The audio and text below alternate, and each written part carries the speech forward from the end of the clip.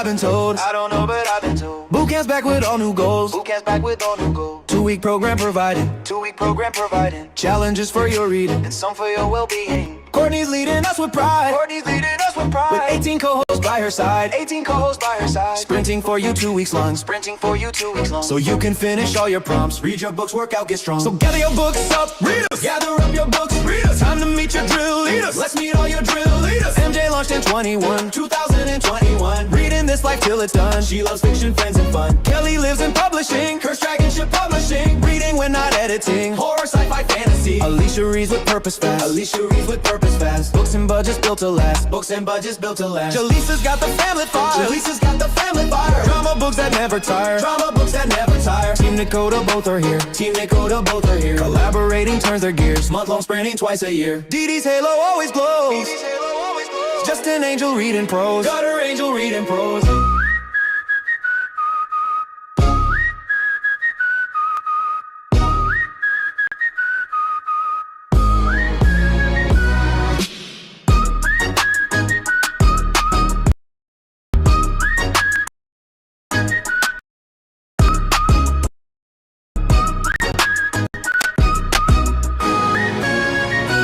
Shuffles tarot cards. Lachette shuffles tarot cards. Reading phase. Kita's force is strong, no doubt. Kita's force is strong, no doubt. Books and Star Wars, she geeks out. Books and Star Wars, she geeks out. Leslie's reads all it inspires. Leslie's reads all it inspires. Loves Rice AMC vampires. And Rice AMC vampires. Jessie Kiwi reads the beats. Jessie Kiwi reads the beats. Song-based collabs are her treat. Song-based collabs are her treat. Bonnie's library is stacked. Bonnie's library is stacked. Reading but collecting fast. Reading while collecting fast. Mel's been reading since grade 3. Mel's been reading since grade 3. Taking after her mom. Fantasy to Stephen King. Atia sprints through the night. Atia sprints through the night. Sometimes till the morning's light. Sometimes till the morning's light. Paula brings the game time vibe. Paula brings the game time vibe. Trivia with Jackbox Live. Trivia with Jackbox Live. Kiana has IG flair. Kiana has IG flair. Dance mom sprinting everywhere. Dance mom sprinting everywhere. Shauna's bag has romance scenes. Shauna's bag has romance scenes. Bare chest thrillers catching dreams. Bare chest Gucci's catching dreams. Chantel haunts the horror list. Chantel haunts the horror list. Spooky stories always hit. Have you read this? This shit's lit.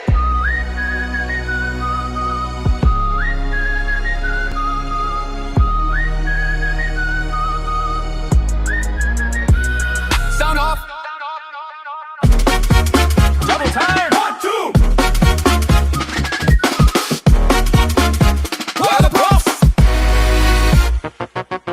Sergeant Courtney leads the class. Sergeant Courtney leads the class. 6 phases for you to pass. 6 phases and you'll be back. You've got options, so don't cry. You've got options, don't you cry. You can choose how to get by. Choose the branch that fits your style. Air Force, Army, or Marines. Air Force, Army, or Marines. Read at fitness or get lean. Both sides double or just read. That's non-fiction psychology. Non-fiction psychology. Hydration, self-discovery. Meditate and stretch daily. Call your family, call your friends. Call your family, call your friends. 3 days without booze and then raise 1 down, 1 for the win. Barracks next goes blue or green. Barracks next goes blue or green. Military and indeed. Representing military. Pick a part to exercise. Body part to exercise. 10 new channels you'll subscribe. 10 new channels you'll subscribe. Then pick 1 book to unhaul. 1 book or more to unhaul. Donate then you're in mess hall. History is in the mess hall. Horror, sci-fi, fantasy. Horror, sci-fi, fantasy. Read at least half physically. Half or more read physically. Clean your diet then you need. Clean your diet then you need. To cook a new recipe. Try out a new recipe.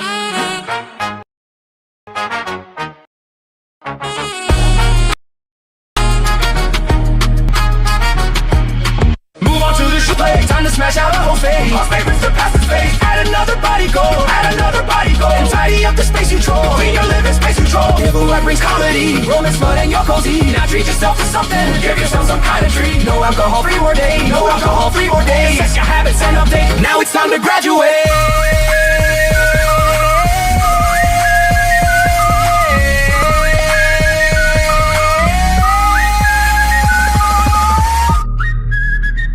Boot Camp Readathon. Get some. Boot Camp Readathon. Get some. Get some.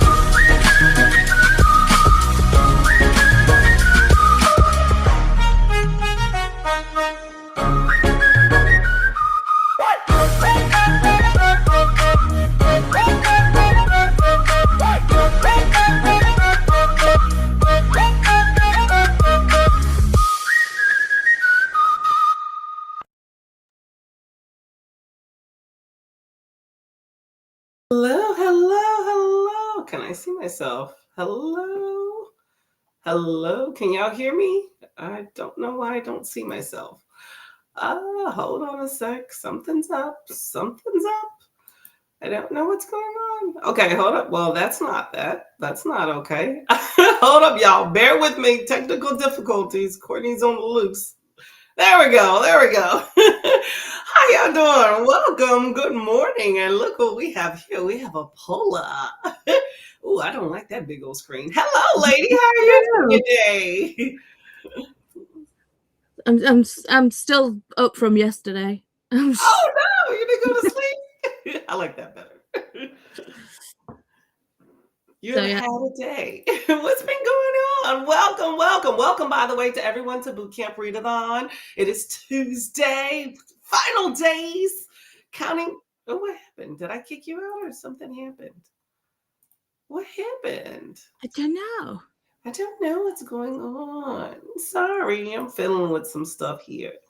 Okay. Anyway, okay, sorry. You said you've been up. You've been a night owl. What have you been up to? How come you have not slept? I think it's because I slept pretty much all of Sunday, because I had a migraine. Ooh. What is going on? Why is that kicking you out? I didn't even do anything. I don't know. Oh, what is Restream doing today? Let me not touch anything. I don't know what happened. I didn't do anything. I didn't do anything. I promise. Okay, you're the migraine. Yeah. So it's like I had a migraine all of Sunday. My migraine meds didn't take the pain away, but they made me sleep.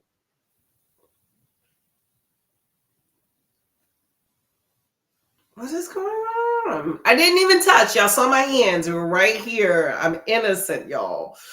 What happened? I don't know what is going on. Why is that kicking you out? Tell you what, I'm gonna close down and I'll reboot my computer and then see what the issue is. Okay. And then I'll come back. Okay. Clearly, this is. And she got booted again. What is going on? I don't think it's restreamed. I don't know. I don't know. Okay, hopefully that is not something that continues to happen. We can get Paula back. Okay, so we'll let her boot. I see her back there, but it's going to keep booting in and out. Then we'll let her reboot. Okay. Well, hello, everybody. Welcome to Boot Camp Readathon. Already having some technical difficulties. It is what it is. It's the chaos of the day. It's Tuesdays. It's Tuesday and I worked last night. So that means just chaos, fun times, y'all. We're going to get it together, though. Let's go get it together. So let me know how your day has been. What has been going on? How was your night? How was your weekend? All of that fun stuff. I worked the last 2 days. So while I've been here, kind of, sort of, I've also been out of the loop.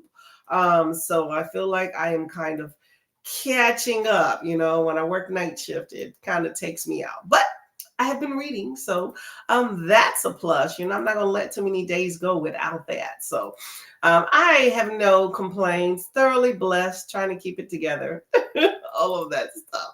So there is that. Okay. Let's get to the chats here. If I can see where I am at. We have, hello, Christine. How are you doing? Welcome to the fold. What's going on today? Oh, hi, Faithful. How are you doing? Welcome, welcome. Everybody said hello. Kendra says, morning, still waiting for my coffee to kick in. Cheers to that, okay? I have some tea. It's cauliflower tea. It's naturally sweetened, y'all. I know, right? I think this is the most amount of sugar I've had in a few days. Yeah. Most amount of sugar I've had in a while. I think, I'm doing the official 2-week daily boot camp challenge. And, it's the no sugar for most of it. I think I had sugar the first day, which was a drink, like a sparkling cider with some sugar in it that I shared with my husband. And then I think it was like last week or something, I had a granola bar. Other than that, I have not really had anything really with a bunch of sugar. So This is nice. I didn't have to do anything. It's like, scrumptious. But boot camp is almost over, y'all. This is soothing. My throat's kind of hurting too. I was kind of sick yesterday. Actually, the last few days, I was popping them Dayquils, and I'm feeling a bit better today, although still a little sore there, y'all. So I am trudging through, but feeling better for sure. So no abject complaints here. Okay, so anyway. Hello, Kiana. How are you doing today? Welcome. What are you doing? What are you up to? What are you up to? Did y'all get your stretching in? Which is what we need to start with today. I plan to start with the stretch in the other room, but it's too cold in there, y'all. That's where my mat and everything's at on the floor. Like when we worked out over the weekend, but it's too cold. I just cannot do it, y'all. So we're just going to do something in here. 15 minutes on my walking pad. Ow. Okay, Kiana. Ow. I like it. I like the little walking pad. Anybody else have a walking pad? Let me know how you like the walking pad action. Hello, Miss Paula. Let's see. Hopefully all works well. My hands are here. We're going to keep the fingers crossed. Fingers crossed. I don't know what's going on. I promise. I want you here. I promise. I don't know what's happening. It's fine. And it's Miss Ash. Hello. How are you doing? Okay, now let's take a nice deep breath. Stretching out. Bring them lungs big open. Pinch them spirit fingers to the sky. Oh, the sky. Oh, so good. Make sure you take deep breaths in and out. We're just doing a few stretches. Put your arms to the side. Deep breath and push them arms out. Try to touch them walls. Oh, it feels good. Did you make the cardigan that you have on there? No, this one I bought. I like that one. I'm still thinking of your ghost sweater. Really cool. Put your arms in front of you. Nice big stretches. Stretch them arms all up in here. Deep breath. If you can, kind of go to the back. If not, just as much as you can. Remember, y'all, we are not any experts. At least I'm not. So do everything at your own pace and at your own tolerance, because everybody's different. So if your arms are hurting and all this stuff and you can't do this, then don't go to your doctor saying Courtney said I had to do it. Get me in trouble. Okay. If it feels good, do it. If it don't feel good, stop it. Exactly. But make sure to challenge yourself. If your arms hurt because you haven't lifted them in a while, but you're capable, go ahead and lift them. It's nothing wrong with it. Up again. Deep breath and shake it out. Shake them, girls. Shake them out. And while you're taking them too briskly. Yeah, if those hurt, don't go too much. Okay? Watch out. Know your limits, or maybe hold them. Okay. And then while we're sitting here, flex your ankles back and forth. Oh, the wrist too, because that's good. I have bad wrists.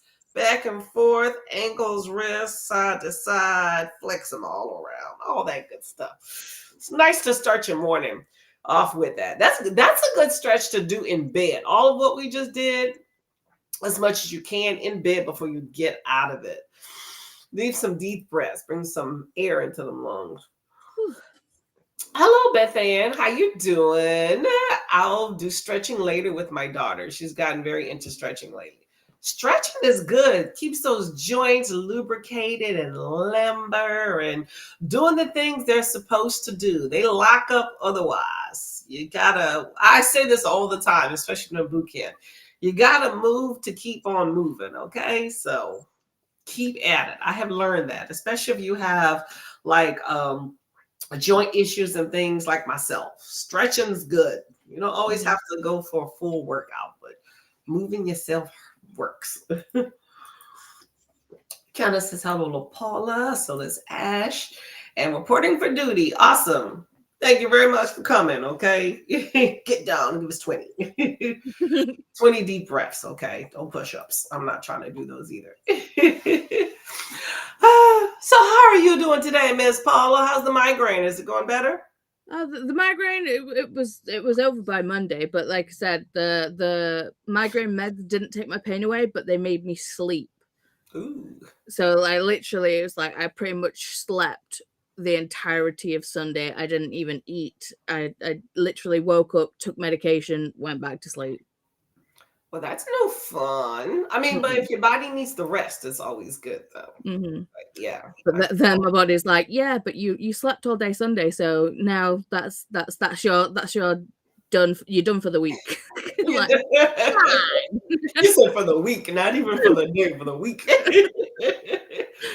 Hey, sometimes we need that, okay? I feel you. I work night shifts, so I feel you. Sometimes your body's just like, nah, because I'll go on these little sprees sometimes where I'll be like staying up, like I'll work a full day and then not even go to sleep, and it's like, whew. And eventually your body crash. Your body tells you, go lay the hell down, you need it, and if you get too much sleep. But you know what? That's the thing. I have a coworker at work that's constantly like, oh, I don't get enough sleep. And some days I'll be like, I'm restless. I got too much sleep. I just see her just staring daggers at me. She is a kid and she runs around and stuff, single mom. So I feel it. And, everybody is a different plight. But sometimes it's just like, I feel like I get too much sleep sometimes. I definitely try to prioritize that. When you work night shift and stuff, you need to try to find them little pockets when you can. Yeah, it's just funny when like the teenagers like come at you that like don't have a job and they're like only going to uni like 3 days a week, if that, i.e. the eldest child who's like, I'm so tired, and I'm like, you've done nothing. You can be tired from sleeping too much. Be tired from doing nothing.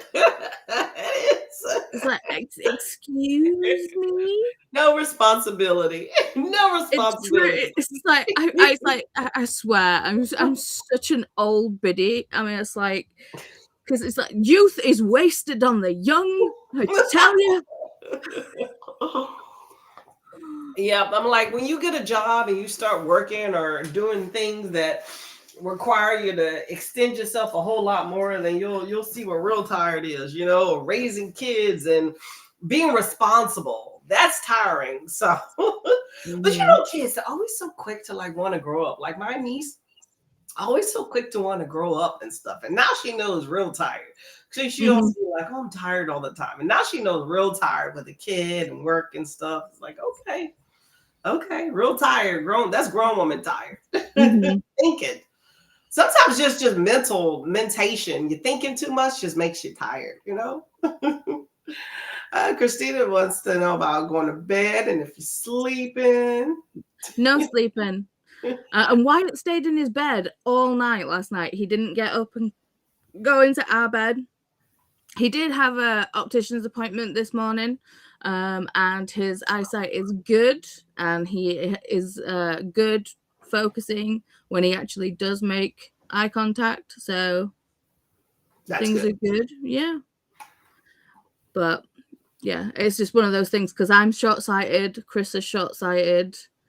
That it's like we're gonna make sure, because obviously Wyatt can't communicate with us that like things are difficult for him or anything like that, so we have to go and get a yearly check for like eyesight, ears, everything, to make sure everything is ticking along as it should be. That's good. Want to make sure his eyesight's going well. And yeah, just like you said, because he can't verbalize that. So they just go based off eye health, and just since he can't say, hey, I see the chart, they just basically go, his eyes look healthy and that's it. Well, they've actually got like a machine where they can actually like track his eyes, and it'll like show you like where his eye movement is, and the eye health and everything. So yeah, it's pretty cool. They have to do that with us adults instead of making me feel like, I'm reading a chart and I'm like, how you take it off. You're like, That wasn't even any of the letters. Yeah. And when they do that lens thing where it's like, is it clearer on lens 1 or lens 2? And you're like, I don't know, do it again. One more time. 2, maybe? Yeah. I'm like, maybe slight, I don't know. Let's do exactly. So funny. Yeah, I went with my husband to his eye appointment the other day, and I felt like I don't know. I felt like the whole opposite side of seeing it from another perspective of not being that one person. I'm like, oh no, this is how I am. This is bad. This is probably what the optician is thinking of me. At least I can pass the colorblind thing. You know, they have the little chromatic thing with the word, the numbers. I'd be like, okay, that's one thing I'm okay with. Yeah. I can do all that. I hate it when I have to have like the diabetes eye check, because they do they put the eye drops in that, like, you know, really like yeah, like the dilations. And yeah. And those eye drops, they're spicy. It's like, oh. And then they have like the colored dye, and then you're like doing this. Then they sit you in a waiting room, and my dumbass is trying to read a book. You know, you can't really read with the glasses and the dilation. So I'm like this. The things we go through for glasses, and then they just keep getting thicker and thicker each year. Yeah. It's so rude that we have to pay for the privilege to see. It's not fair. That is true. And then you leave feeling bad about yourself. Like I can't remember the last time I went to the eye doctor and felt good about myself when I left. I just felt like, oh, these are bad. They're like, you need transitions. Yeah, well, these are transition lenses. So when I do make it outside and it's sunny, I know UK don't really one happen of these days, but you know, it's like they will like shade. But I'm thinking like the next time I go get some glasses, I'm probably gonna get like these like transition ones again. But I'm also gonna get some blue light glasses because I am spending a lot more time at the computer and like just screens in general. So that's a good idea. Yeah. And there are a few, you know what, y'all? One thing, I don't have them with me, but one thing I discovered for us eyeglass wearers, because I used to wear contacts. Now my eyes are so dried out. Half the time I can't even wear my contacts. They just stick to my eyeball.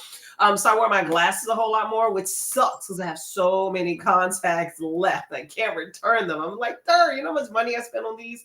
And but for eyeglasses, there's this thing called oversized, what do they call them? Over eyeglasses or something. I'll find some maybe on the screen if I can remember. But they fit over, like they basically slide, like not the ones you clip onto your eyeglasses, you know, the expensive custom ones. But these are regular, like oversized eyeglasses that is designed to wear with your regular glasses. So there's like a hollowness to the arms. Yeah. So they fit very comfortable with any eyeglass that you wear. And you can't even tell that you have on 2 pair of glasses. It was amazing. I got some over the summer. It's like, this is awesome. So for those of y'all that wear glasses that are like, oh, I can't wear sunglasses. I wish that was the thing that I knew about those, or if they even had them. Maybe they didn't back in the day when I was like an avid eyeglass wearer before I got contacts. But I went decades without not being able to wear sunglasses until I got contacts. But game changer, y'all. Those are awesome. See, the thing is, it's like my eyes are very watery, and it's like, oh, I'll be perfect for like getting contacts because, you know, watery. But wearing contacts dries your eyes so much. Yep. And it's like one of my contacts actually split because my eyes were so dry. The contact lenses actually like just straight up split, and just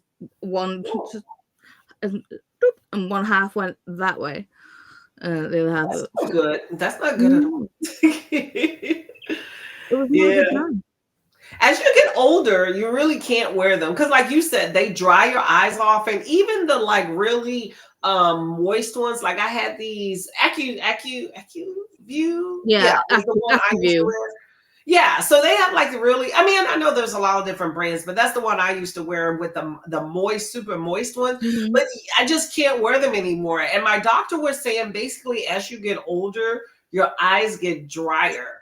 And it gets very hard as you get older, especially when you're getting into transitions and bifocals and things like that. It's really hard to actually put in contacts because they dry your eyeball out. Like the last few times I wore my eye contacts, I had a difficult time getting them out of my eye because they just dry. And then I'm constantly adding solution and trying to take them out. And it was a chore. Like my eyes were irritated after Mhm. that. So it has to be a really special occasion for me to put them contact lens in. And it'll probably only be for a little bit amount of time. But yeah, it's the things that we go through. Mhm. Things we go to, but I wish I would have known that I would not be able to wear all the contacts. I would not have gotten them. But I'm one of those people that I got the dailies this last time, which are more expensive. But I Mhm. can extend out like a month of daily wear. I mean, that could be like 6 months for me because I don't even wear them on a daily basis when I do, Mhm. wear them. So yeah, no. I think it's like I don't have any lenses left, but I feel like I've got like a stockpile of like saline solution. Yes. It's like you obviously when you get your contact lenses, you get the like thing of like contact solution like Yeah. comes with it. Yeah.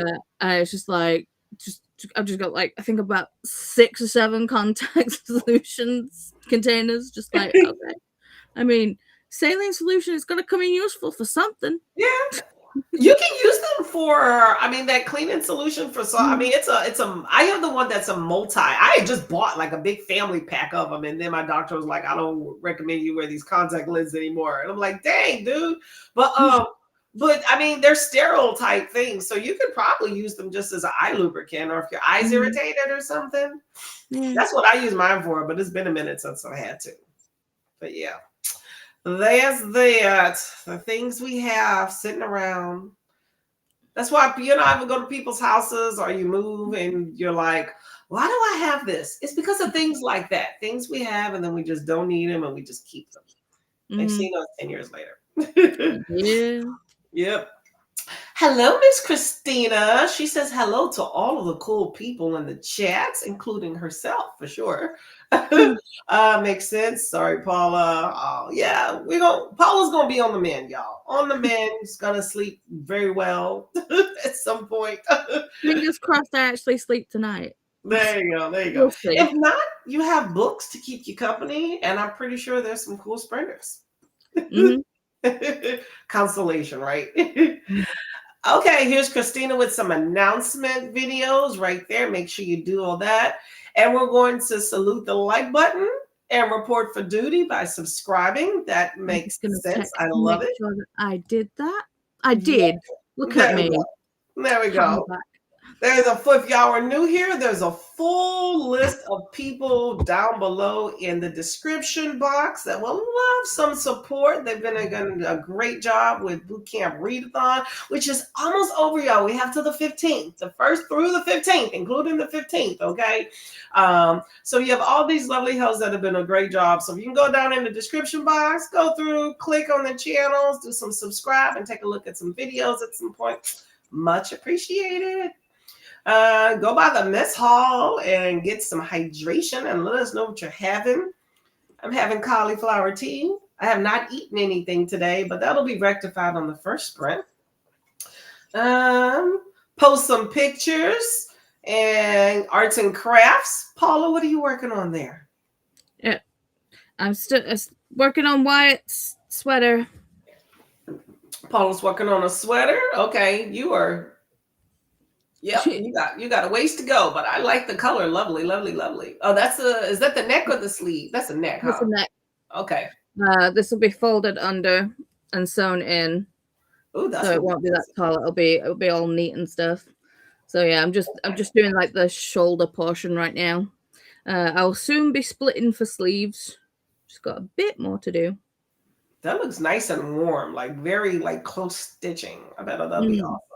Okay. Paul got some skills in here. And you can post your pics right there. Post your pics. Here's the Discord if you're so inclined. It's a fun time. Go and meet some people, post some pics, It's a casual come and go as you please. So go ahead. And here is the convoy. Okay. It's the convoy for all the awesome sprinters. Take advantage, click on that, save it, and you can see who's next, which, by the way, we're going to be here till 2 p.m. EST my time. So that is roughly 3.5 hours from now. So after here, we're going to go to Miss Lachette, the Scarlet Moon Creations. We'll be doing some really cool stuff. She does a lot of meditation and yoga and tarot. So very fun, very relaxing last time. And report for the nope. Here we go. See, Christina's on it, y'all. I'm doing her job. Let me be quiet. Thank you, Christina. Make sure you get some because we love to hear it, love to see it. And Wyatt is going to have a good time with that sweater. Okay, he's going to be warm and toasty, and he could say, "My mommy made it." Isn't that always fun though to say somebody that you love and care about gave you something that made it for you? Those are the things I wear the most. I'm not a big fan of jewelry, but most of what I wear is what somebody has given me. Because that's what happens.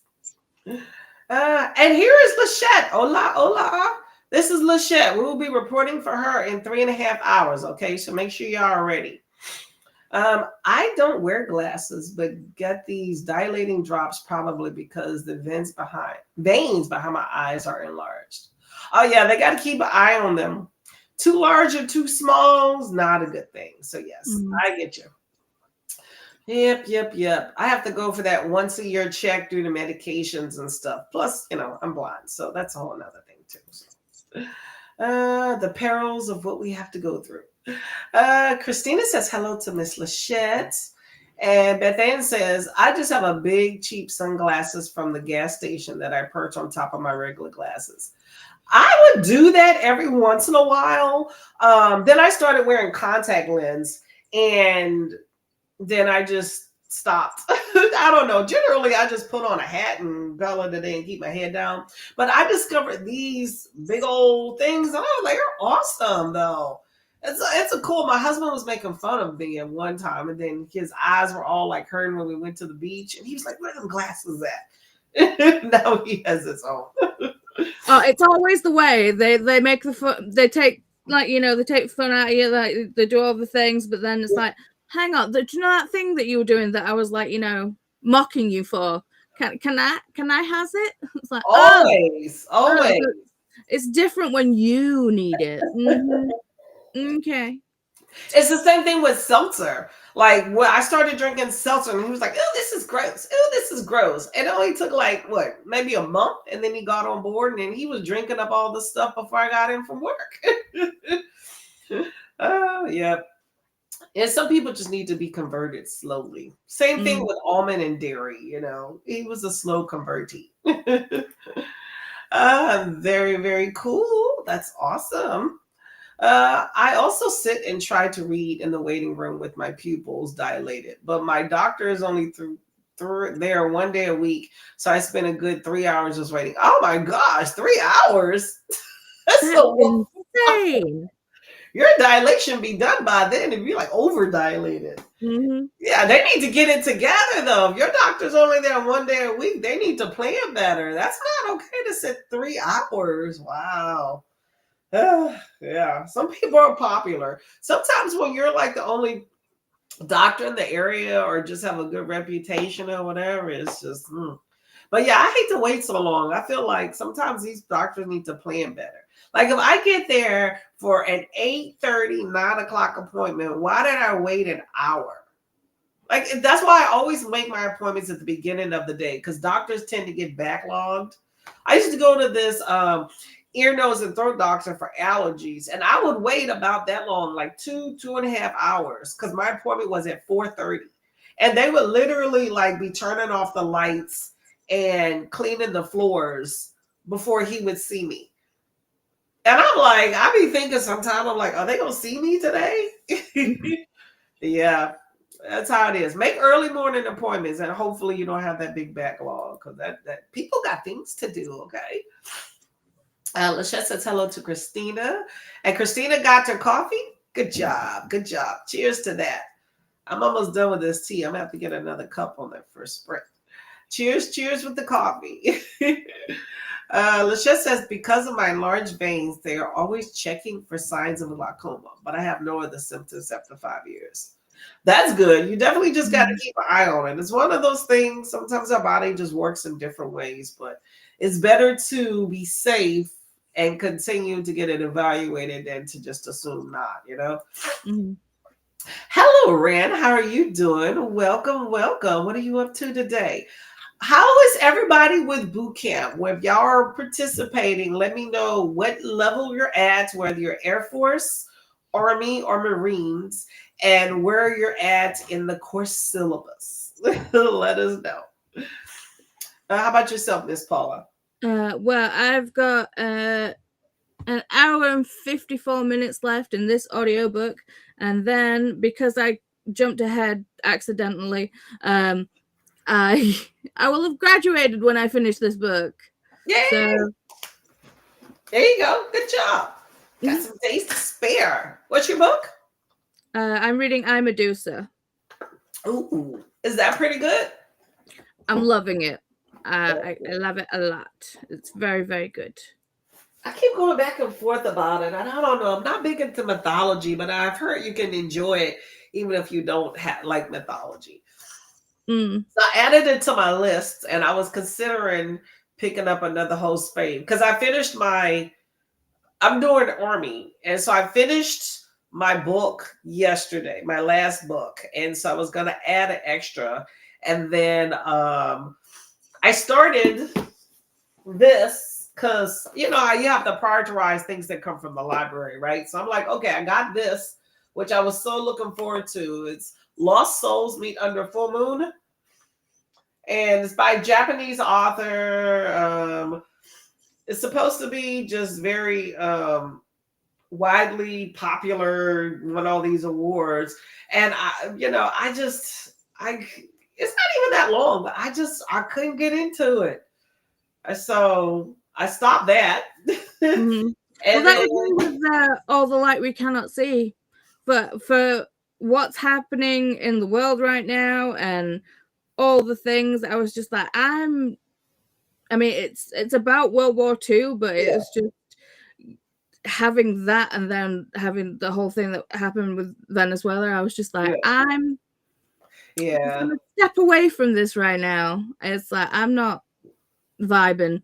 I wasn't really connecting with the characters, and it was just like it's just bringing me down. So that's true. Yes. I'm just gonna read something else that will fit the prompt. So that's what I did.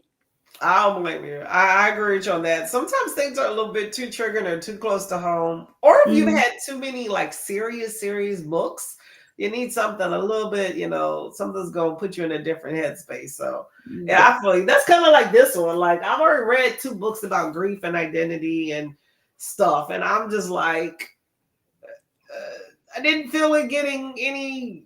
I like a little action or something thrillery in a book, not just like a family saga type thing, which I got to be in the mood, but it just wasn't feeling. It's it's a guy that's trying to like a go-between to connect people that are dead and alive. But I don't know. It has an interesting premise. I just thought there would be something more like wow factor about it versus just case studies into people and humanity and all this other stuff. And heartwarming, cozy. The more I read, the more I realize I'm not that cozy, heartwarming, heartfelt person. I'm like, give me action. Yeah, but sometimes it's like it can be totally about when you read a book, because it's like I still want to read All the Light We Cannot See, but it's just not the right time for me to read it right now. Yeah, that's true. Back to the TBR it goes, and I'll pick it up another time. There we go. Add it to the list, because that is never ending, and it's always something on there. So yeah. So I'm at the past the graduation phase. Although I'm still trying to spruce up a living space. I tried, and then stuff happens. So Yeah, I did the thing where I spruced it up. I cleaned this room, and then wait boxes. yeah, Boxes. So it'll be this something room, like it that. was clean. It was, yeah. It was like good intentions. It was on the way, and then things Mhm. happened. Yeah. Work happened. I was in the middle. I was rocking and rolling with everything on schedule in sequence, and then work started happening, and then things kind of fell by the wayside. But reading has gotten done. So by Mhm. graduation, it'll all be figured out. Figured out. But it's not about perfection, it's about progress. That is true. That is true. That is true. Lachette says, shout out to the eye doctor for letting me know over the counter eye drops will do nothing for my dry eyes and allergies. So I got the hookup for prescription drops. Ooh, okay. I like Mhm. that. I got these prescription drops for, I don't know. It came in a tiny, it's a allergy drop. Mhm. But it's super tiny, and you can get them over the counter too. Like my doctor gave it to me, but then I realized I can buy it over the counter for cheaper. But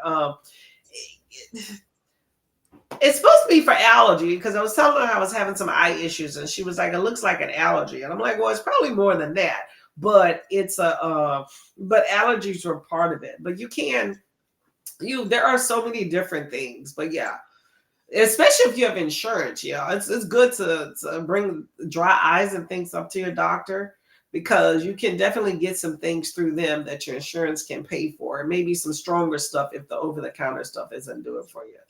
See, and I'm just glad I'm in the UK with free healthcare. I know, right? Your taxpayer dollars at work, y'all. Mm-hmm. Woo. It's so crazy though, because I don't want to go into politics and all this other stuff, but I keep hearing things about all the different countries with Venezuela, and now, the Trump's trying to like take over Greenland, and they're like, we don't want none of that US smoke, right? And then I'm like, they got all the stuff that they need while we're trudging here trying to get basic health care, right? And then I saw this IG thing about all these people, likely Trump people, that go over to Mexico every day to go like down by the border because they can get their dental and all their stuff for cheap compared to here. But those are the Mm-hmm. same people that are like, we don't want folks coming over here. Oh my God. Anyway, that's a tangent. It's always one rule for one and one rule for another. Exactly.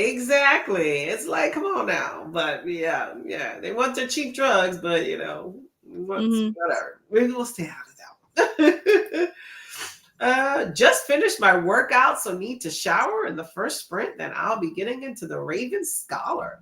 Ren, you have been reading that a minute, I think. Hopefully, you are enjoying it. How big is that book? It's a chunker. It's for Kelly and Alicia's book club. Oh, that one. Okay, is that the 100 pages? Yeah. Ooh, it's This is the pretty Illumicrate edition. pretty. Is that the pages or a box? This the sprayed edges. So The pretty. end papers. I just want to hold it. Gorgeous. Hang on. Wait till you see the book naked. Oh, she very pretty. That's so pretty, and he fine. Mm-hmm. And then, ooh, Oh, pretty again. Okay, I'm not mad at it. this one just all kind of pretty. And purple's my favorite color too. I'm jealous. It's like I was showing this on, was it my sprints or was it Kelly sprints probably, and Molly was like, oh, I was looking to try and like see if they could get this edition, and people are selling it for like $70 and stuff, and I was like, you probably be better off going to the Illumicrate website, and unfortunately it's like sold out on the Illumicrate website. But Oh no. Yeah, the things people pay for. Oh my God. Yeah, you know, people probably be buying that and even more. You know, they're like, we want it, you know, make some It's like, good dollars. I don't know which company it was that did the Divine Rivals, you know, with the where it was like gray and it was like the I don't covers were so dang pretty. But they got like both of them and they were selling it for like $300 or $400 for 2 books. And I'm like, these books are ridiculously pretty, but they ain't that pretty. No, see, I'm broke. I'm one of those people to where I want to read a book and I like a pretty book, but I don't necessarily need to own it. Like I'm comfortable with it when I have it at the time. Um, I can't. I've moved around a lot. I think I have I a good. gotta go. My groceries are here. I'll be right Oh, back. okay. Get your food. Get your food. See, I'm one of those people to where I like a good book, but I don't need to own it because I moved around a lot, so I consider things you have as clutter, and I have enough of it. And as much as I love books, I'm okay with after I read them of passing them on. But if I have a really pretty book, I will feel like I have to keep it. So I'm like, no. And then I'm not a rereader, so I don't know. I don't know. I will say though, from the library, sometimes I can get like those sprayed edge books. I don't know where they get them from, but I've gotten the sprayed edge books a few times. So I just feel like, ooh, I feel like I'm special at that time, and I call it a day. And I live through y'all because there's so many books out there. If I really was a book buyer, I'd be buying all sorts of stuff. So I have to like put myself in check because I will be broke. I'd be broke and have no space. So it's like, I grew up with my mom having a lot of things. So I just get like, I feel like I get a little PTSD from all the dusting and things I did when I was younger. So I'm always cognizant of things that I collect. And so books are one of those things that I would go too ham in. I have diamond painting, so that's my thing right there. So, and it fits into a small space, so I'm okay with that. But I like y'all books. Keep posting them, okay? I love it, especially if it's purple too. Lachette says they make me immune to the burn of the dilation drops. Oh, well, that's good. That's good because those things do kind of burn. Okay, I'm kind of used to them because I've used them so much, but yeah, they kind of sting a little bit. And yes, while waiting, the dilation wears off and they do again. No, it's supposed to be 15, 20 minutes. Girl, you need another doctor. Another doctor. Oh no. We're not doing double dilation, okay? Are they charging you for double dilation? Make sure you check the bill that you get. Double dilation should not be considered on your bill since they did that. You know what I'm saying? They should suck up the cost because that's extra product. Christina says hello to Red and Christina. Everybody said hello. I keep hearing I Medusa is a good time. Very popular. In the Discord, there is a section for I Medusa for anybody that is wanting to read it. Hold up. Don't let me lie to you. Don't let me lie to y'all. Let me double check. I believe. Oh, I just got out of it. I believe there is. Where are we at? I forgot I didn't even post my daily thing. I'm going to do that on the first sprint. Let me take this out. There is a buddy read section for I Medusa. For those of y'all that want to go talk about it in the Discord section, go ahead and post, show some love to your fellow readers so they can also show some love to the book, okay? Lachette says the wait is so long because he has a ton of elderly patients at the office and he's only there on Tuesdays. I always get appointments 9 to 10, but still the long wait. It's a reading day for me. You know what? I think it lessens the brunt of the amount of time. Well, yeah, it lessens the brunt of the amount of time you're waiting if you can. For one, if you have nothing to do after. But yes, I bring a good book somewhere and then I really don't realize the time wait so much. Like when I go with my husband to Best Buy, I sit in the car with my book. I talk on the phone and read my book, and I don't even notice it's going. Huh? The first one was Wyatt coming home. This is the groceries. Okay. Paula's a busy lady today, but I get it. I get it. Well, you know what? You got to get your eyes checked, and he's front loaded a lot of people, so there's no wrong with that. Okay, but that double dilation, man, that sucks. Red says, I haven't been following boot camp rules. I've been reading Host Faith. You know what? Nothing wrong with that. Make your own rules, I guess, Are you enjoying your Host Faves? Let us know which ones you've been reading, okay? It's just like, what in the world, Red? I just got the audios for You Made a Fool of Death with Your Beauty, and I'll have what he's having.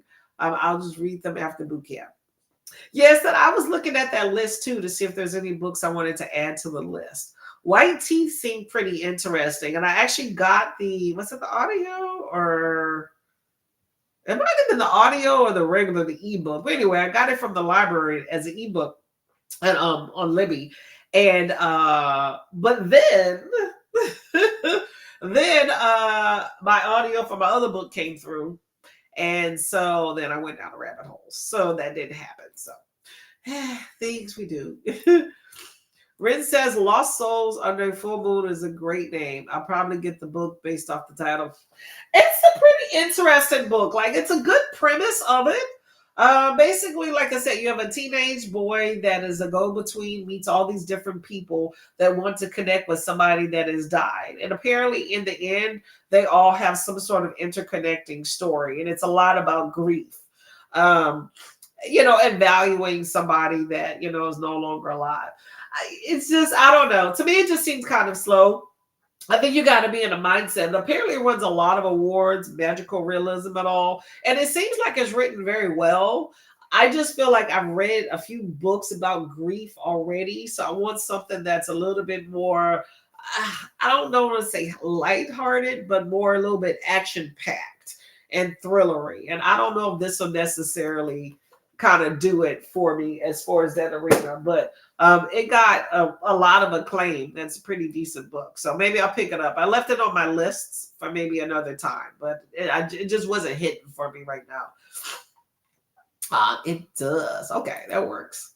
Loving the Raven Scholar, and the book is huge. It looks huge. How many pages? It looks about 700-800 pages. As long as it holds your attention, but it's pretty. I would like to just hold it, pet it. You could pull a lamb to slaughter with the raven. You could pull a lamb to slaughter with the Raven Scholar. You could pull a lamb to slaughter with the Raven Scholar. Well, it definitely rhymes, but does it have some significance? Or are you talking about just how big that book is that you could hit somebody with it? Let me know. Lachette says, yeah, one of my friends went to Mexico for dental work. She is not a Trump or a Republican. Didn't work out for her. She found out she's allergic to acrylic. Ooh, good Lord.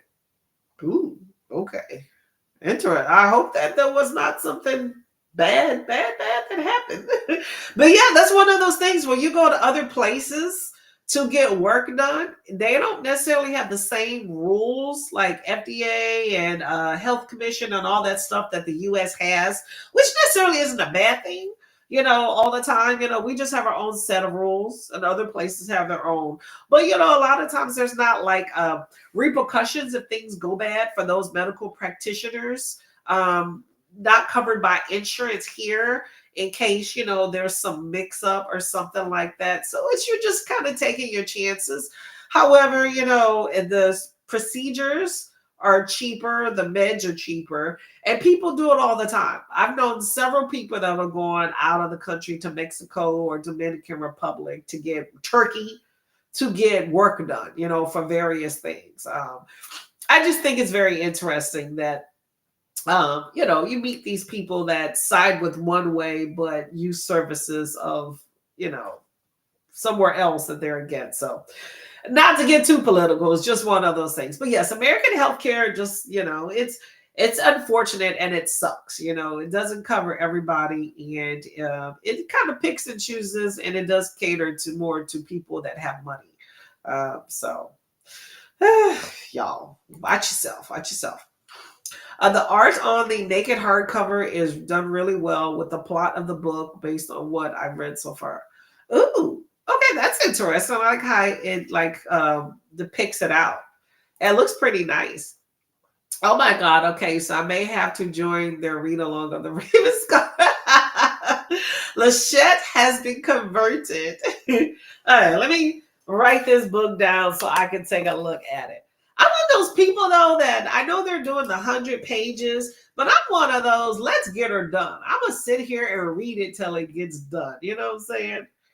Is that a standalone, by the way? I looked this up the other day and I completely forgot. I kind of half looked it up because I was like, that's a big chunker, but I'm gonna go back and look at it again. Let me put some arrows so I don't just discard this note. Okay. All right. Yay, Lachette. Ren says more the merrier, right? Christine says, moving gave me that perspective. Oh, about not acquiring things. I literally don't have any notebooks or physical books anymore. Changed to a super note and a Kobo. I get you. Like, see, to me, it's more the money aspect. You know how books, like in our community, and there's nothing wrong. I'm not like talking mess about anybody, so please don't take it as such. But there is, and there's plenty of videos that people talk about it. There's the consumerism aspect of book buying, and then there's book reading. And those are two different things. Like there's some people that really just love a good book, love to see it. And then there's those that read it, and then there's those that do together. You know, I'm more of just a reader and return it. So especially since I'm not a rereader and I don't have the space and I don't necessarily have the money and stuff too. So, you know, it's different for everybody. But you know, I like my Kindle. I mean, I started out being a big Kindle reader. So I have a few books. And then I read them and then I kind of pass them on. So I keep a few. But I don't really have a whole lot of books, you know, but it just goes to show you don't necessarily have to have a big library in order to be part of BookTube. There's so many different type of readers, but I really enjoy watching people's videos that have these books. I really like going to the library. So when I do a video, I can hold the book up versus having to edit in a thumbnail. That drives me nuts. But half the time I have to do a thumbnail. And many times, even if I have the book, a lot of times I have to return it by the time I do a video. So, but you know what? You got a nice big library in that Kindle there, and it's pretty. I got a pretty cover. See, look at that. Look at that, y'all. Look at that hard cover, rare. Don't worry about them edges, okay? We didn't spray them, okay? But look at that inside. I can make it anything I want. Where's the power button? Where the heck is the power button? Oh, here we go. Look at that, y'all. Look at that. I got the, what is this? Quick hit slots. Look at that. Look at that inside cover right there. I'm kidding, y'all. It's an ad. I can vary it, you know. I can customize that cover. Put a picture, custom cover. I feel that way too.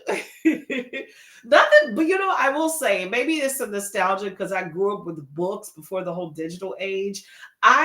Nothing beats to me a physical book, like the pages, just flipping through and holding them. Like I love a good physical book, and especially a hardback. That just makes me happy. I'm not gonna lie. Christine said, I have some books, but some small ones. Okay.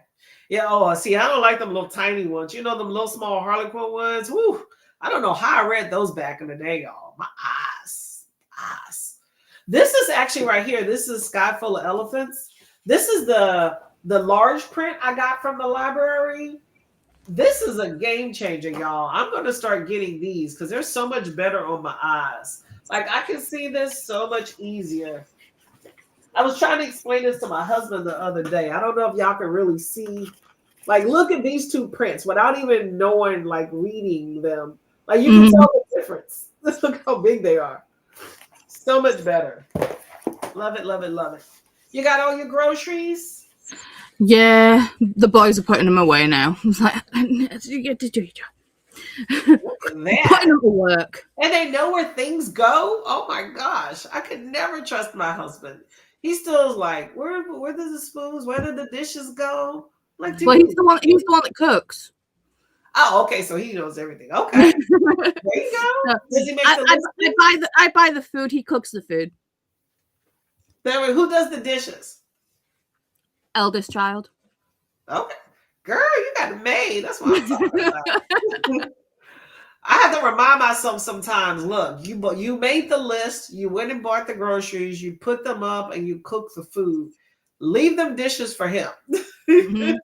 I have to remind myself that sometimes. And every once in a while, I will get him on that dish, on the cooking action too, because he's capable. Mm-hmm. He's capable. Ren says, I love trophy books, so I buy all the books, usually after I've read them, so I don't feel like I'm wasting money on books that I don't like. Mm-hmm. That is true. You already know that you like them. And especially I do that a lot too. It's like I get books from the library or on KU or whatever. And it's like, if I like the book, I will buy the book, because then it's like I'm supporting not only my library, I am also supporting the author. If I like the book, I go buy the book. So, now, do you go back and read that book, or you just kind of peruse it? Yeah. I'm a rereader. Oh, okay. So if you're a rereader, that makes perfect sense. And then you have it, and then it's nice and pretty. Mm-hmm. Let's see. I know I just give away books I didn't like. That's true. Pass them on, because some other people may actually like them, so they're not being wasted. You know. There's nothing worse than buying a book and then you did not like it. And you're like, oh, darn it. What do I do with it now? See, what kills me is that I ended up buying like the special edition, the fairy loot edition of the Familiar. And it's very, very pretty. No. See, so it's very, very pretty. It's the sprayed edges. Like, signed. It's got a note from the author in it. That's the a big note. Are pretty. It's got the ribbon. It's pretty naked. Ooh. See, I can get behind books like this. If I was to buy a book, I would definitely do things like that. Yeah, but unfortunately, I don't like the book. Really? What is that? The Familiar by Leigh Bardugo? Lee Bardugo. Yeah. I got that from the library. It actually had like black sprayed edges, which was interesting. But yeah, I don't know. I read 2 pages and it didn't spark my fancy, and then something else came through. So that was the end of that. But thing is, it's like everything else I've read by Leigh Bardugo, I've liked. And this is like, gothic, like, witchy. I was like, oh, yes. Yeah. And the thing is, the premise is so good. Yeah. And all the rest of it it was just an absolute letdown. You got through the whole thing? Yeah. If it was a book club pick. Oh, okay. Yeah. So I probably would have DNF'd it. Got to trudge through when it's a book club. Yeah. But I don't know what to do with this now. Because, I mean, it's so, maybe try to sell it. It's a beautiful copy. Somebody may buy it. Yeah, maybe. Or if you know any readers, gift it. I don't know who would like it, though. That's for them to figure out what you give to them. Yeah, it's a pretty cover, though. Definitely pretty. I would try to sell it if you don't want to keep it. Unless you want to just stick it in a little free library and have somebody be so happy just to see it. That would make someone's day. I spent £40 on that book. No. Yeah, you know what? Christmas. Merry Christmas. Yeah, but it's very pretty. It definitely is nice. But yeah, when you use the terms, excuse me, gothic, atmospheric, those are terms that tell me to not read a book. I've tried, and I feel every once in a while I get surprised, but those terms generally make me say no when it comes time to read a book, because I read enough to where I was like, yeah. So I don't know. But yeah, but that one had a good premise as well as which Mhm. I picked it up and then I just kind of chickened out. So maybe one day. I honestly don't think you'd like it. No. I mean, to be fair, on paper, it sounds like a really good book for me. So it's Sure. like, and it's like tailor-made, geared for someone like me and Chantel. Yeah. And we both were like, eh. Like, this ain't working out. Eh.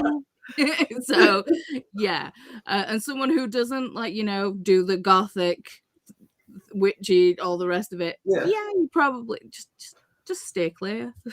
Trust your advice on that one.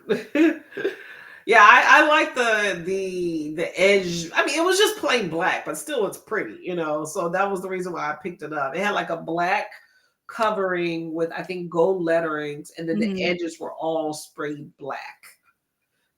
So I was like, oh, this is cool, Sometimes you see things on display, you pick them up just because you can at the library. Yeah, I mean, to be fair, I feel like we're all magpies with books because it's just like they say don't judge a book by its cover, but we all do. We all just like, oh, you're pretty, let's pick you up. And Exactly. a book's got to have that instant like cover appeal for you to actually go, oh, what are you about? It's not just the title or anything, it's the whole look of the thing too. That is true. That is true. If it does not appeal based off the front, then I'm like, yeah. Some of those books can surprise you that have kind of boring covers, but I definitely want a pretty interesting cover for me to even like consider it initially. So Lachette says, always happy to get the sprayed edge books from the library. Sad I can't see the special end pages or under the dust covers when they have those though. Yeah, that's true because they put that what they call it, the plastic covering on top. Yeah.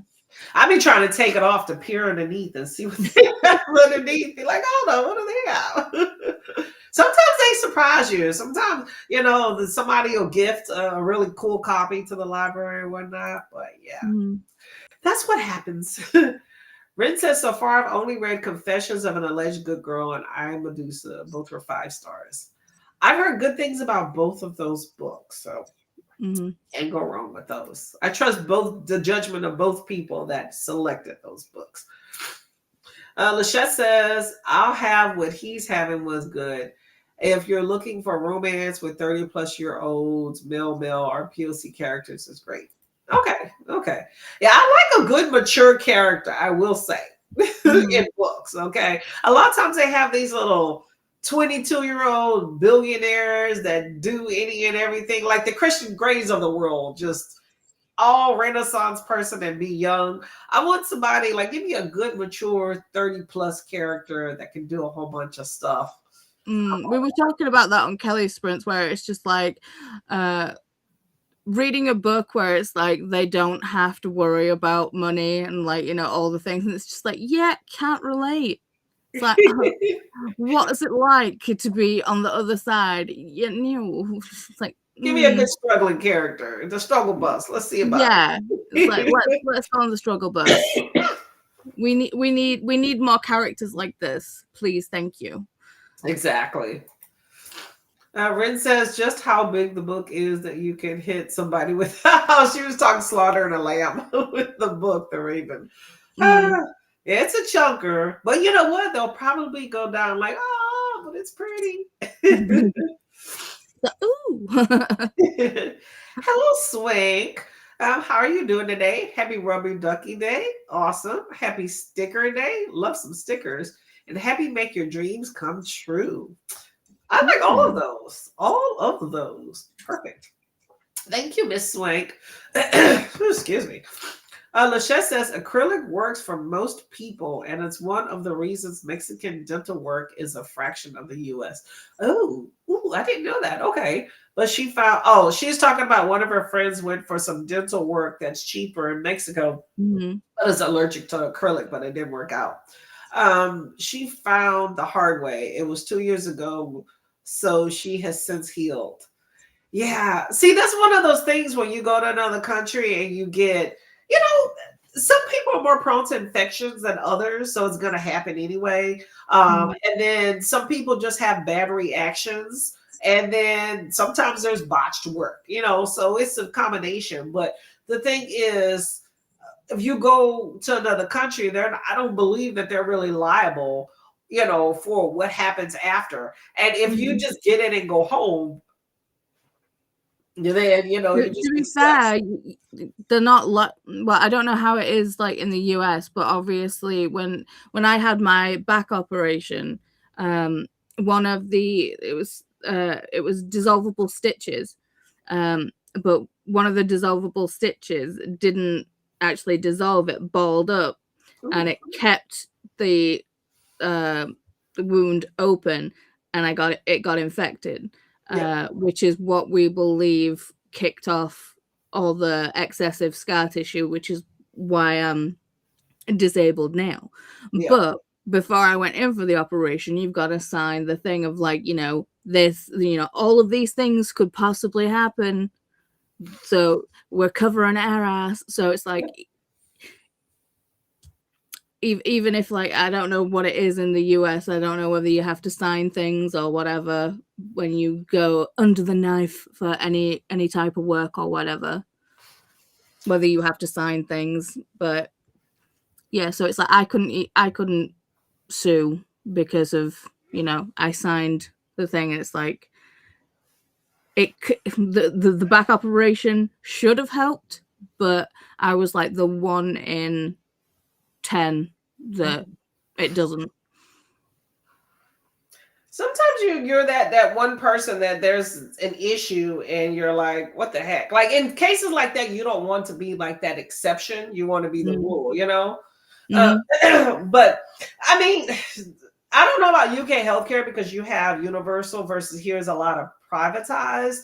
But if there's gross negligence, things like that, you could definitely have repercussions. But a lot of times it comes down to how much money you throw at it, what lawyer you have. A lot of times people tend to just not have that time, effort, or money to go at it. But if you're going overseas, like we're talking about here, like if you're going to Mexico for cheaper care or whatever, you're not covered by US insurance when you're doing that. So you accept the repercussions of what happens. And sometimes people, go for like a day thing and come back. And others have, like, there's a big growing industry in like Thailand and things like that, where they have, it's like a medical vacation. It's like a whole package where they have a nice, not necessarily resort, but a hotel. They pick you up in a car, it's like a well-oiled machine, and you stay for like maybe a week or something like that. It's that's like a wellness retreat. Yeah, there you go. Yeah, getting work done. Yeah, exactly. So you get the surgery, and then you're at the same hotel with other people, and they catering service, things like that. So they work well. It's not just some rinky-dink clinic that you just show up to. But you still take your chances. So that's one of those things. But then, like I said, if something goes wrong when you get back home, then you're trying to get your insurance or whatever it is on the US side to take care of what somebody else did. And so you tend to, run into some issues sometimes. So, but you never know. Just like you said, your friend learned that they were allergic to acrylic when they went to get dental work in another country. I'm pretty sure, this is 2 years later, but probably some bad reactions you had to deal with. And you're like, what the heck is going on, Don't do it, Courtney. The Raven Scholar is the first in a trilogy. Oh, you didn't say that. You should have said led with that. Y'all know me. I'm bougie about about series. I'm gonna scratch this off my list right here. Okay. Oh, why? And we don't think the second book's gonna be out until next year either.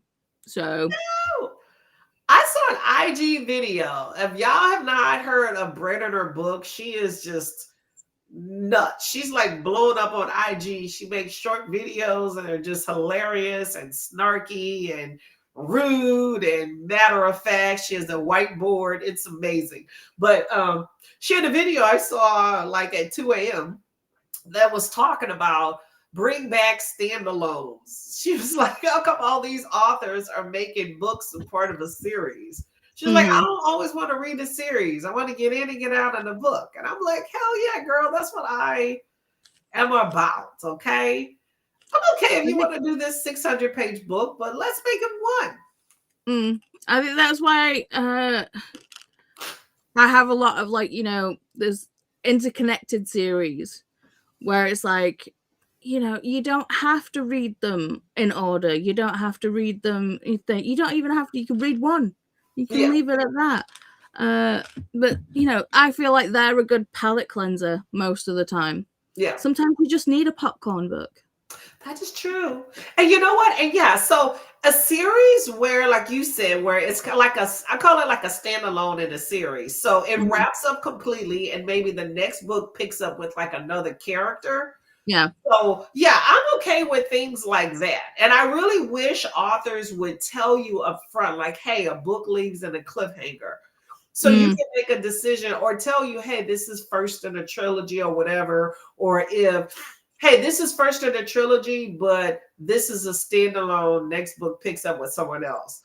KU sometimes with some of their books like that will tell you and others won't. But it just burns me up when you have books that I'm not told that it's a cliffhanger or that is part of a series, and to get a complete wrapped story that I'm satisfied with. I have to read multiple books. To me, when authors do that, I will take them on my invisible, virtual, I'm not reading you ever again list. See, when Ember in the Ashes by Sabaa Tahir was like first, like come on the scene, it was like everyone on BookTube, because I've been here forever, was like, it's a standalone. And everyone was like, because we'd been like bombarded constantly with trilogies, because it was around the time with like, Divergent and Hunger Games, and it was finally like a fantasy, not a dystopian, and it was a fantasy, it was a standalone. I was just like, yep, let's go. But no, it turned out to be a freaking series. So I read Ember in the Ashes, and I was just like, oh yeah, I'm loving this. It's great. And then like, you get to that little part of the book where you're just like, how are you going to wrap this up in? Exactly. You already know. What's going on here? And then you get to the end and it's a cliffhanger. I'm like, everybody said this was a standalone. What? That's what you'd be like, oh no. That's what you do. The thing is, I like series. I'm okay with series, but it was just one of those where it's like I felt betrayed. Yep. Have you ever read 5 Broken Blades? I have not. I want to though. Yeah, that book pissed me off so bad because it was a good premise. I did like the book, and I was the same way. I'm like, look, I kept looking. You know how you're reading and you're like, it's only a few pages left. How are we going to wrap this up? Like, you just know something's not going to be wrapped up. And I'm like, okay, well, I'm hoping that they at least wrap it up. No, it was like they didn't resolve nothing, and they went into a whole nother plot line and ended in a cliffhanger. I was so pissed. I was so looking forward to that book. Just like, don't do that to me. Yeah, that's not even cool. Heaven Breaker, that's another book. I read those 2 books back to back. And that's when I just got really pissed and fed up with Tor Publishing, for one, because they do that, and both of them by them. And, Red. One's by Tor, Red. What's the other one? Red something. I have to look it up. But still, no. Just... And neither one said it was a cliffhanger. And what's messed up is that I looked at both of those books for other people's reviews, because I try to establish in my head whether it's a cliffhanger or part of a series, especially with fantasy, because they tend to do that a lot. Nobody talked about there being cliffhangers. And I'm like, People need to state that. I specifically state if a book leaves in a cliffhanger, I'll specifically state that in my reviews, because people need to know that. I think as reviewers, in my opinion, we should state that. That should be. But yeah, that's we're not reading a series with all those many pages. That's a lot. And they're not even out. That's another thing too. Needs to be out. Swank says, I have some books and a lot of ebooks. Kindle Unlimited is great for me. Yes. Kindle Unlimited is awesome. I used to have that until I started getting using the library, and then I stopped. So, but if I ever stop being a library girly, KU is where it is at. Everybody say hello to Swank, and we're loving your book. Christina says, that's what I always did too, Paula. Library, and if I like it, I buy it. Then there is my auto by authors, but that is after I read a few from the library. And then I found BookTube, and they introduced me to sprayed edge. I know, I didn't know about sprayed edges till I started talking to y'all lovely people. And the pretty books. Yep. Yeah, BookTube becomes a problem for book people when you start realizing what you're missing. You know what they say? Representation, exposure makes a difference in life. That makes a difference in a lot of arenas, okay? Exposure to BookTube showed me I'm missing out on some stuff, okay? Missing out. Hello, Miss Leslie. Popping in to hug the like button and off to work. Oh, don't you hate it? Hopefully it goes quickly. Hopefully you have a good day. Yeah, have a good day. Take your book with you in case you get a chance to read. Lachesse has to go to the UK and visit Paula just to look and touch special editions. Just walk by. You know how kids run through the aisles and just put their hands on everything? Just do that. Christina says hello to Lachette. Says LOL. Good morning to Leslie. Definitely hydrate, y'all. I've been kind of pointing towards it, but definitely hydrate, or what does Dee Dee say? Hydrate or not hydrate? What's the term she said? Hydrate or mummify? Mummify. There we go. Hydrate or mummify. And definitely stretch. We're going to do the spinner wheel when we get through these comments for our exercises for the break there. Christina says, I've always picked my books by the cover, almost like food. It has to look good to catch my attention. That is true, and that is how we get duped sometimes. So I will say, look at that cover and also read the cover too. Do those together. If it looks mildly interesting based off the description and the cover's pretty, sold there, okay? See, the thing is, I've got to be really careful because I like to go into a book basically blind. I just need to know a couple of key things, like mystery, thriller, genre, that kind of thing. Because I have the ADHD brain where it's like it automatically goes off on a tangent on its own. It's like I don't control it. It kind of goes off and does its thing where it's just like, okay, so if I read the whole synopsis, it's just be like, okay, well, that'll happen, because it's like the whole pattern recognition thing. And it's just like, and I'm just like, I have to be careful because my brain will try and figure out the book before I've even read it. See, I'll read a synopsis to know that I like it, and then I'll put it on my list, and then I'll read it later. So that way it's not fresh in the mind. And so I may remember some details. All I know is that I wanted to read it. Yeah. But I gotta get some details on that one. But yeah, I feel you on that one. You don't want it to be fresh where you know everything.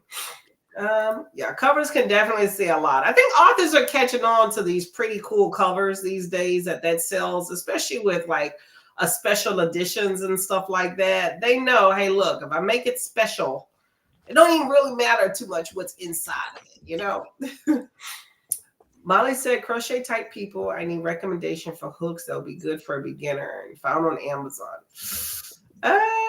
This is a basic set from Amazon. I mean, I have two. So I have this set. The one that is with my project right now. I'll be right back. I'll talk crochet. This one, which is basically the exact same thing. Oh, hello. Oh, that's where my darning needles are. Good to know. So then I have this, which is basically the exact same thing. I have a couple of extras. But yeah, the cheap crochet hooks that come in the case like this, you have the tiny sizes all the way up to the big sizes. Obviously, you don't get the humongous chonky ones. But yeah, just the cheap basic set from Amazon to start out with. There's no point in... I mean, I don't have any of the cool, like, ergonomic handled crochet hooks. I want some. But they come with a hefty price tag. But if you're just starting out, just get your cheap basic set. You don't need anything fancy. That's a good variety pack there. That's amazing. Paula's a professional, y'all. Oh, by the way, if you hear some humming, it's because I'm put on my foot massager because my feet hurt. Okay. Let's see. Molly, either get the one you need for the project you want, or personally, I would get a set. Yep, like Paula said, get a set. That way you can adjust and figure it out. I agree with you on that one. Lachelle says, my friend is a scare case too. She was getting implants. They had to sign stuff too. Implants, you have to go through various fittings to size them right before they finalize them. Mm-hmm. Yes. So she knew the same day and went back the next day, and they were great about removing the post ASAP and giving her all the needed to recover. She lived in Arizona, which meant quick trips to Mexico. Okay. It's better if you're quick, if you're like close by, so you can go back and forth. But if you're like coming from way far away, it's like everything in that like one type visit. It's just kind of scary, you know, because you're trusting another system you're not familiar with. Mm-hmm. But I mean, American system itself ain't all that great either. So you might want to just roll that dice and call it a day. Also get the kind with ergonomic handles. Yep, that's a good one. More comfortable for you. Yeah, I don't know much about crochet, so I'm glad you're here to give some advice on that. Says, thanks to Christina. Welcome. I'm assuming that's some smiley face and hands. There we go. Thank you. I appreciate it. Let me know about them books, okay? I probably would have noticed and be like, no, I'm good. Because I do my research and we're going to be doing something like that. Off to work. Yeah, I know. It's okay, Kiara. It'll work out. Hopefully you have a quick day, okay? Swank is in Texas. Texas gal, I love it. So it's hard to find the books I want. I do love to go there and work. It's quiet and makes me feel good. I love a good library too. Although I never sit in there. The libraries here, since I moved to Florida, are trash. When I was in New Jersey, it was awesome. Okay. It was huge. It had everything I needed. Here, it's small libraries with an interconnected loan system. So you have to wait if they have it. So luckily they have Libby. But yeah, I definitely utilize the 2 library card, the one I have from out of state for sure. Hello, Jean. How are you doing? Going to an appointment, but I have a migraine. Ooh, sorry to hear. Feeling kitty. Take some meds, have your water, and take some deep breaths, okay? Mm-hmm. Loving female fantasy at 82. Is it called female fantasy? Yep. Oh, what is that about? Female fantasy. I never heard of that. Female fantasy. I've got the audio arc from NetGalley. It sounds almost like erotica, but well, Kelly ended up getting so like they've got the physical book, and what is it? She's the character's a writer, and basically it's kind of like going through her life, but then it's also has parts of the book that she's writing in it. So there's a little twisty thing going on. Okay. I'm going to take a look at it. I like the title. Well, hopefully you're enjoying it there. Christina says, I almost never read the whole blurb, the first sentence, and anything on the front cover. I need to know the genre setting. Okay, I get you. Minimal details. I get you. You don't want to spoil it for yourself. It's like a fantasy romance. Does it have fairies? Is it in the past? Yeah, just little small details to get you hooked. Prim and Susan Bates crochet hooks. I'm assuming that's a brand. Okay. Mine are cheap, but due to the arthritis in my hand, they're investing. Yes, you definitely got to get something that works for you. So if that works for you, regardless of the cost, if it's something you're going to use, have at it. Nothing wrong with that one. But I would say if you've never done it before, don't go out spending all your money on a pretty fancy ergonomic hook. I mean, just get the cheap basic thing. See if you even enjoy the hobby to begin with. And then you can, because I mean, yarn's expensive.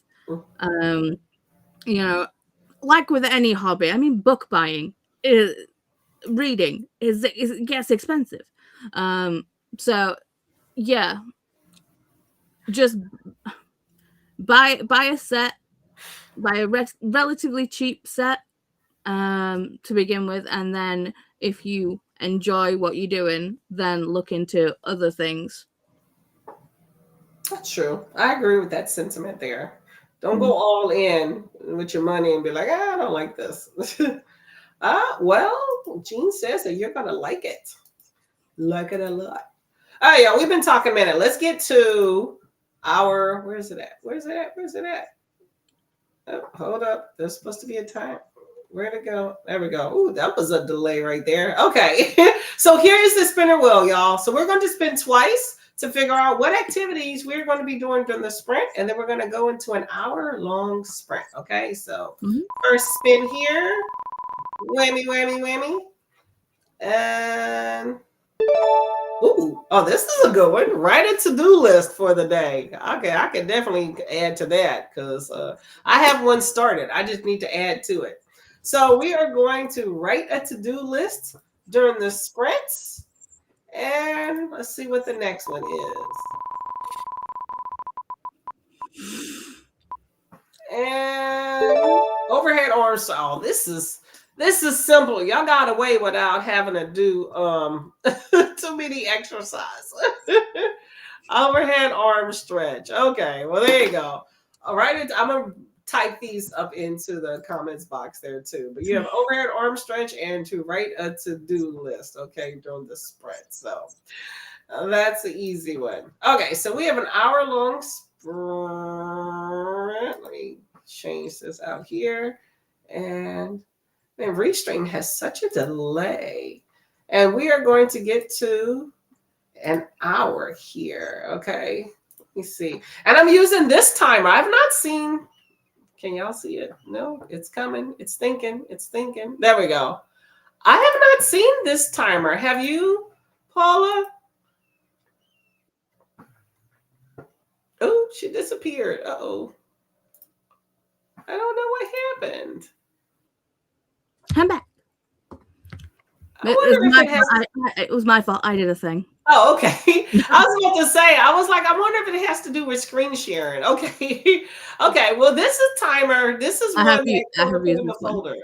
Huh? Yes, I've used this one. Yeah, I haven't used this one. It's cute. I like it. Yep, Dollar Tree does have Dollar Tree. Yeah, we should call it Dollar Plus. It does have crochet hooks. They have diamond paintings too. I'll run some errands. Awesome. I'm going to eat. Probably have some more tea. Post in the Discord. Foot massage. Probably read and maybe diamond paint. We'll see if I can get all that stuff together and exercise because I need to do some squats. So we're gonna do an hour on this cool timer and see what happens. Okay. So I will see you in an hour. Happy reading.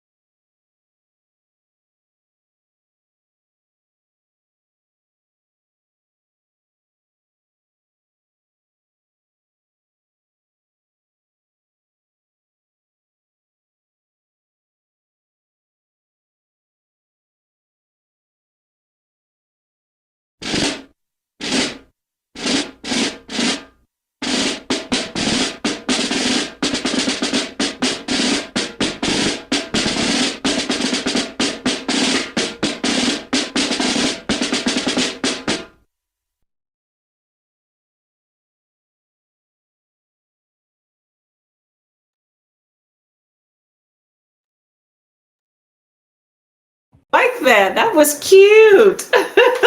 That was my first time utilizing that timer. Still Very. made me jump. I wasn't expecting it. I was like, oh, okay. I didn't know what to expect in the end, if it was get some or whatnot. So I was sitting there like, what are we gonna get? What are we gonna get? Is this gonna come off the screen? That was lovely, lovely. So, what was your sprint like? Let me know. Let me know. I have got an hour and 11 minutes left in this audiobook. I'm now at the part of the sweater in the pattern that is very confusing to me.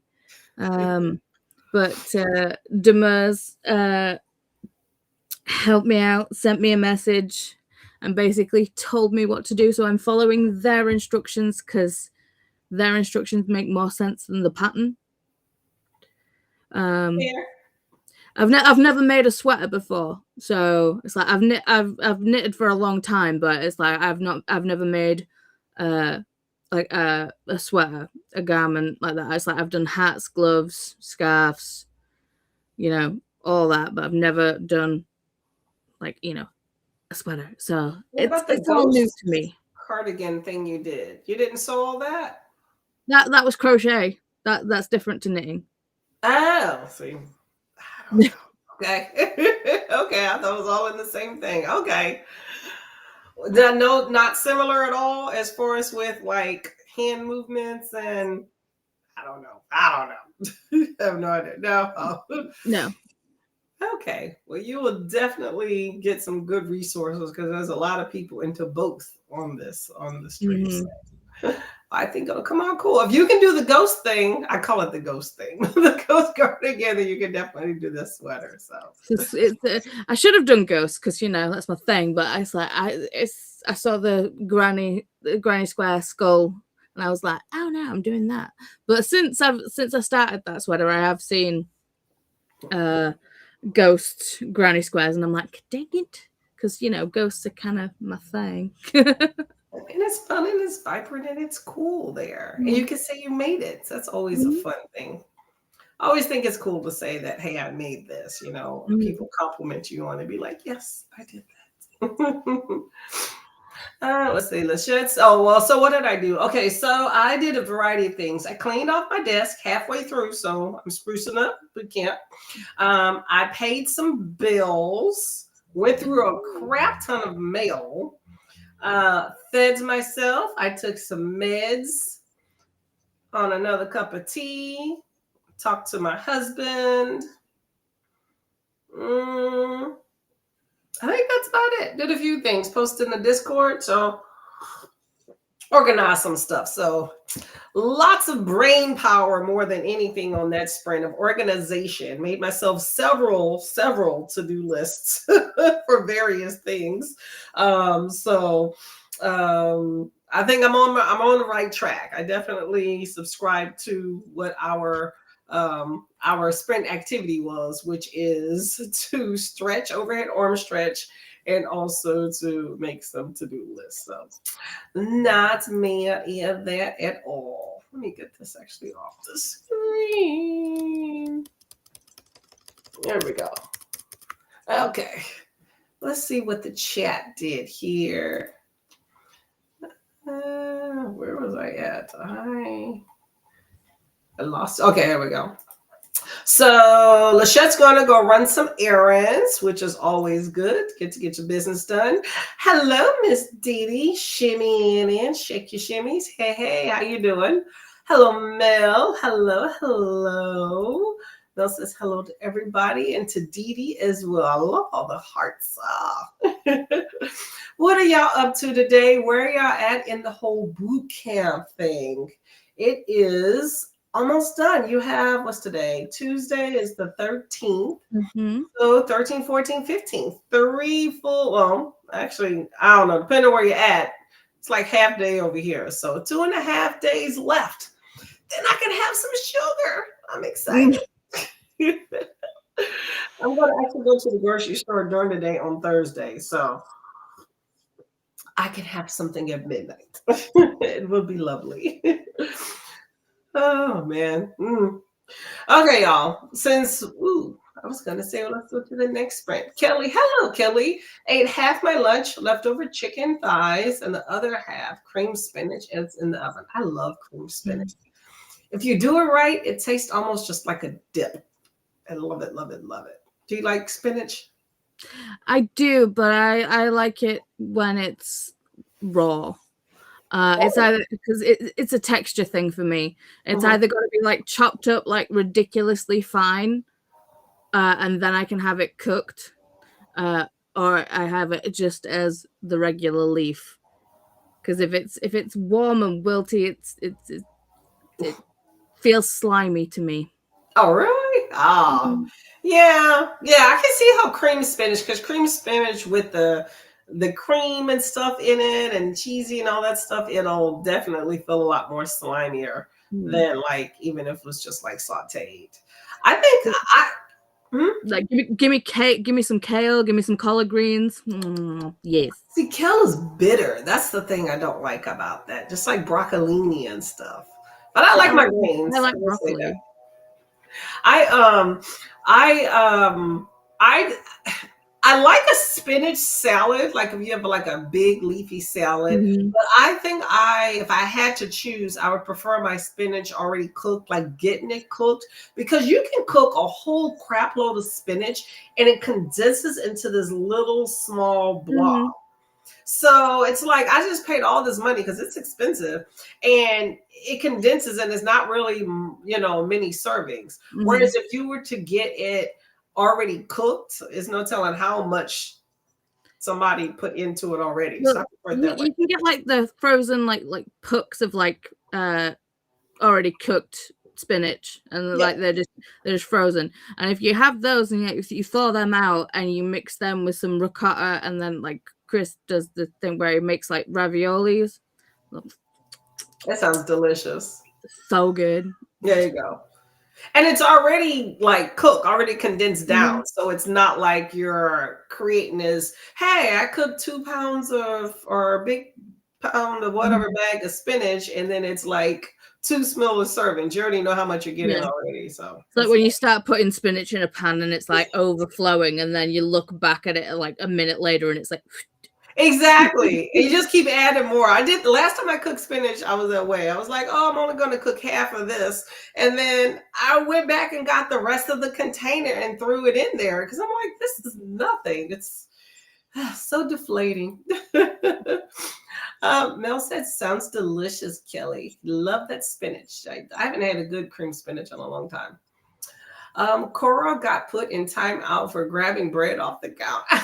And you gotta watch this. Puppy's like, I like some bread. Oh, you've been naughty today. I saw this video that was talked about bread. It was somebody. I'm not a TikTok person, so I surf IG every now and then.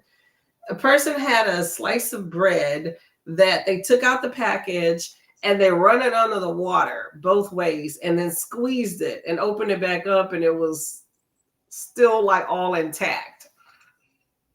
Now you can tell that's American bread. Isn't that sad? It's like a sponge. That's just nasty. I mean, there is the trick of like, if you have like stale bread, like if you have an actual like loaf, not like Wonder Bread or anything like that. If you like get like if it's like a ciabatta or like a French breadstick and it's stale, you can do the trick of like running it underwater and then putting it in the oven, and then like reheating it, and that brings it back to life. It kind of like the moisture seeps into it, but it doesn't go soggy. It actually like replumps the bread, and you have more. You have a couple of days left on your bread. That is true, but it shouldn't be a sponge from like this wasn't spilled. This was like fresh. That's nasty. Oh, y'all, we're eating sponges. It's watch out. Read those ingredients. You'll be scared. Maybe not. You might be scared to eat. I might not eat anything if you start reading package labels. It's scary how much crap is in the American diet, because it's like so many stuff that you allow in your foods is banned over here. It's insane. They're trying to make everything cheaper and go further with the high population. But I'm like, you're going to have higher health costs. And that goes into it as well. Higher health costs, more people in the health system, drugs, privatizing. It's a mess. It's a mess. So I'm they're trying to basically, think of my they're basically making you ill to get more money out of you. That's true. That's true. That's true. I'm trying to clean up my diet, so maybe I won't inhale as many microplastics as I keep hearing about. We'll see. We'll see. It's just, y'all pray for us, okay? Kelly likes spinach in all its form. Hey, it's a healthy vegetable, okay? Mm-hmm. Keep at it. Mel says, chaotic coral. But you gotta love the puppy. Give him up, put in play timeout, and then give some play time for him too. Delicious slime. It has its moments. Cora has definitely been on a roll this morning. She's keeping you on your toes, okay? Take baby for a walk. Maybe that's what she needs to just get out some energy, you know? Mel says that's how I feel about lettuce. Hot lettuce is ew. Yeah, I'm not a fan of warm lettuce. I did have a grilled salad once at like this really fancy overpriced restaurant. And granted, they put like all sorts of stuff on it, but it was like kind of like a salad that was grilled. Like they put these big, long, like romaine stalks and they put all this stuff on it and grilled it. And it was like probably one of the best salads I've ever had. But it probably had to do with all of the multitude of things on top. But yeah, I like that with like warm, like hot tomatoes. So it's like I love tomatoes. I can have them like fresh. I can have them if they are like fully cooked and like made into a sauce and all the things like all that. But if it's like say like a cherry tomato or a tomato that's like cut in half and just like warmed up or roasted, it's just like or like a stewed tomato. Yeah, no. Yeah, they're kind of weird. You gotta definitely mix it with stuff. I'm not a huge tomato girly, so I gotta mix it with things. Yeah. It's all in your taste. All in your taste. Like zucchini, I don't like it all. Squash, I don't like it all, you know. I like squash, but I don't like zucchini. There's a lot of I don't like aubergine either. Aubergine? Eggplant.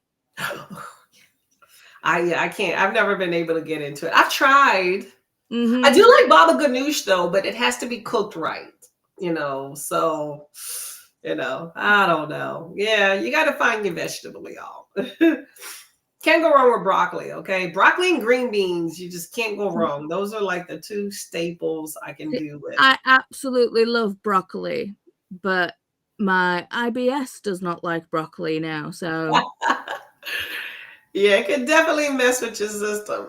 Somebody tried to tell me at a restaurant, okay, that broccoli was a very low dense nutrient food. I'm like, who told you that? He was like, yeah, it really doesn't have any nutritional value. I'm like, that's against everything I've ever heard in life.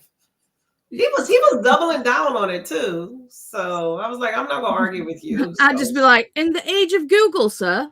I don't know. No. I tried to correct him twice and was like, are you sure? Without like being condescending. But in the end, I was like, oh, okay. And then I just switched subjects because, you know, it's not worth the argument. I'm like, he gonna learn.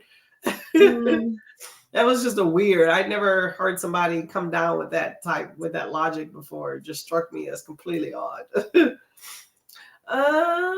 Hello, Torres.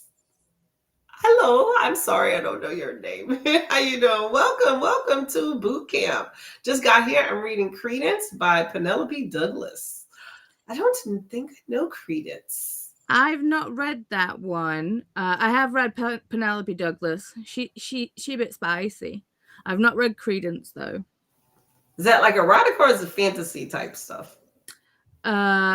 It's smut. Oh, okay. Let's write that down. I can get behind a little smut. I'll look Mm. that one up. Well, I hope that you were enjoying that one. I mean, it's hard not to enjoy smut unless it's just dumb. So enjoy, Taurus. Let us know what you'd like to be called. I don't want to butcher if it's something else, okay? Kelly says real bread should hold up to water. It's the crappy white Mhm. bread that is common in America that disintegrates in water. So, but See, I don't know. This was like completely and your not. bread's sweet as well. It's Yeah, like what what's bread should not be sweet. we put sugar in everything.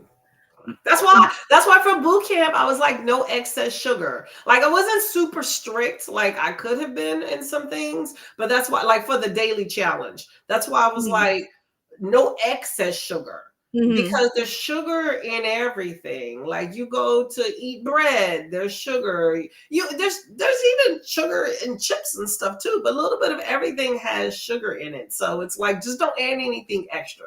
So I wasn't like you can't eat processed food. Wasn't I like think you the can't eat fried only stuff. American bread that I would want to try is like Hawaiian sweet rolls. Oh yeah, those are good. That's the good stuff. That Yeah, that but those that are like like, sandwich bread. that's That's like a amazing. specialty one. So that sweetness is. Mm. I love it. I like those dinner rolls they use for holidays too. Those are really good. Put a little butter on top, brown them up in the Dutch oven. You own them popping. But I don't really mess with bread, like bread, like a loaf of bread. I keep it because my husband will have a sandwich every now and then. But I really don't. The last time I touched bread was like the beginning of January or was it December? No, it was late December when I got really sick. For some reason, Mhm. I was on a kick where I wanted peanut butter and jelly sandwiches for 2 days. But other than that, I can't remember the last time I really touched. No, I think I had an egg sandwich last week. But other than that, I don't really touch bread. Like it's just there's carbs in everything. I can get my carbs otherwhere, but I don't really dick with bread much at all. I love my carbs. It's like being a diabetic. It's one of those things where it's like you shouldn't have it, so therefore I want it so much more. Love Uh, it. but yeah, bread, potatoes. But the thing is, it's like I fell down the sourdough rabbit hole again around Christmas time. So Chris got me like the whole like kit and caboodle like to do like start my own sourdough thing. So like to make the starter, he bought me like the cast iron Dutch oven and all the things. Hi, bestie. Hello, lady. Hi. How are you Did doing? you Loving the hair. Thank you. did you sleep? Yes, I did. Good. At least Did one of you? us did. No. Okay, answered my question. We're all running on a little bit of sleep, a little bit and a lot of sleep. There you go. But yeah, I was like, so he got me all the sourdough stuff. So I'm gonna start making some sourdough. I haven't started making the starter yet, but I will. At least you'll Eventually. know what's in your bread. So that's Mhm. good. I like making things in that I know what's in them. Yeah. And I That's mean, with only when I eat sourdough, it's cereal. literally just like, flour and water. And it's like the natural yeast that you like make with the starter. So that's pretty much it. And obviously you can put like extras in your bread and things like that, but And then some sugar. No, I'm kidding. I mean, I might like when I get all fancy with it, when I've made like a bajillion loaves, I might make like a cinnamon sugar loaf. Cinnamon raisin. Ooh. Hello. Mm, No, y'all like raisins? nah, I'm not really a fan. I love a grape, but raisins are just sad grapes to me. So They are, but they're natural sugar. So I'd just rather have the grape. that's true. How you been, Miss Chantel? I'm doing better now that all the car situation is finished and we have it back. The only real stressor that I have anymore is just work. So doing better, hanging in there. Why do we have to do it? Ready to be done. Yes, okay. I always just hope that the shift goes quickly. So hopefully that's Mhm. for you as well. Yeah, Mm, same. let's see. Lachette says also like spinach. Finished running my errands and now going to make lunch. Let us know what it is. What it is. Kelly says, I read a thing that says puppies most often get surrendered to the shelter when they're 6 to 18 months old. I totally get it. Mine use mine for life, but I still get it. Yeah, Mhm. that's that rambunctious time. I think it's when people are like, "Oh, it's a puppy, it's great," and then they kind of get over their head and realize just how much work that goes Mhm. into it. It's like, It's like I turned a few heads when I said to when I was talking to people, and it's like I understand shaken baby syndrome. It's like I don't agree with it, but mhm. I understand how parents get to that level where they're just like, Yeah. but it was one of those things where I was just like, and I was just like, no, I'm not agreeing with it, but I can understand How how dare you? you get there. Because I mean, it's like when you're a new parent and you're running on little to no sleep, and especially it's like, and some babies just, you know, scream the lungs out. It is what it is. But Frustration. yeah. Mm, It's like people, you want to shake people. Kids are just even worse sometimes. You got to oh, have patience. yeah, there's quite a few people that you I'd rather do that to people than babies. That is true. That is true. Yeah, I'm a big fan of getting a pet, and to each his own, but I'm a big fan of getting an adult pet. When I got my Mm, two dogs, one was 2 and the other was 4. But I have no desire to raise a puppy, like to teach him to potty train and all of that stuff. And then the teeth falling out and then chewing on things.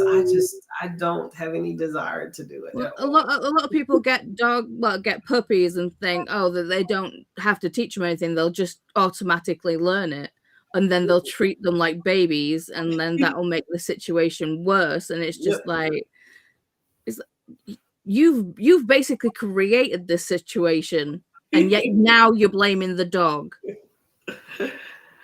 And then you got to get a dog that's trained right, though. Because I got my dog from a shelter and he was potty trained, you could tell, but he had like separation anxiety and he just had anxiety in general. So he would take that out on the couch. So he would get upset at something. Like he was very territorial with my husband. So while I was the business person to walk and feed him, when it came to fun time, he would go to my husband.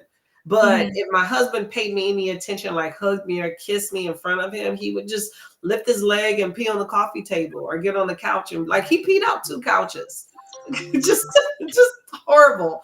But yeah, but it's like a behavior thing. And I tried so much stuff and it just wasn't working. I took him to a trainer and they were just like, this dog is just not trying to do anything. So but yeah, you do. It's the thing is you train them and put in all the work and hope for the best from a young age and do all the work, or you get them and hope that, expand on what they already have learned. But I'm not trying to do the teaching the potty. But Mhm. cats, from my understanding, automatically know from birth, right? To go to the litter box and stuff. Like you don't have to train them. Do you know? I don't think so. I think there's still like a little. I think they might catch on quicker, where it's a case of like you put them in the litter, and then they're like, okay, this is where I go. Okay. But Yeah, Yeah, I when don't know Ripley too was much. baby, she caught on pretty quick.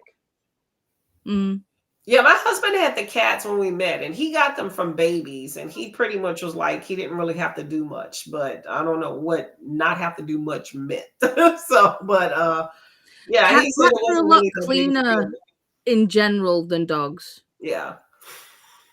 I don't like the litter box thing. That's the thing. Like when they trape somebody, I guess if you have the litter box in the area and allow them an opportunity to kind of get that litter off their paws and stuff. But when I met him, he was in like a small apartment and there was like litter grains on the bed. And I was just like, I don't like that at all. Mm.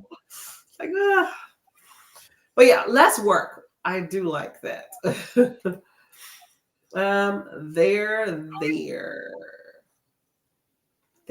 There. What am I missing? I think they might just be correcting their grammar. Oh, okay. I get you. Maybe. Mel said hot fruit is nasty. If you have a pie or cobbler, I need to set it in the fridge so the fruit can cool. Really? Oh, there's nothing like a hot peach cobbler. I don't like peach, but it's like I love apples. Like it's like, but I love a warm pie. I love apples, but Bram cannot stand warm apples at all. He can't deal with cooked apples.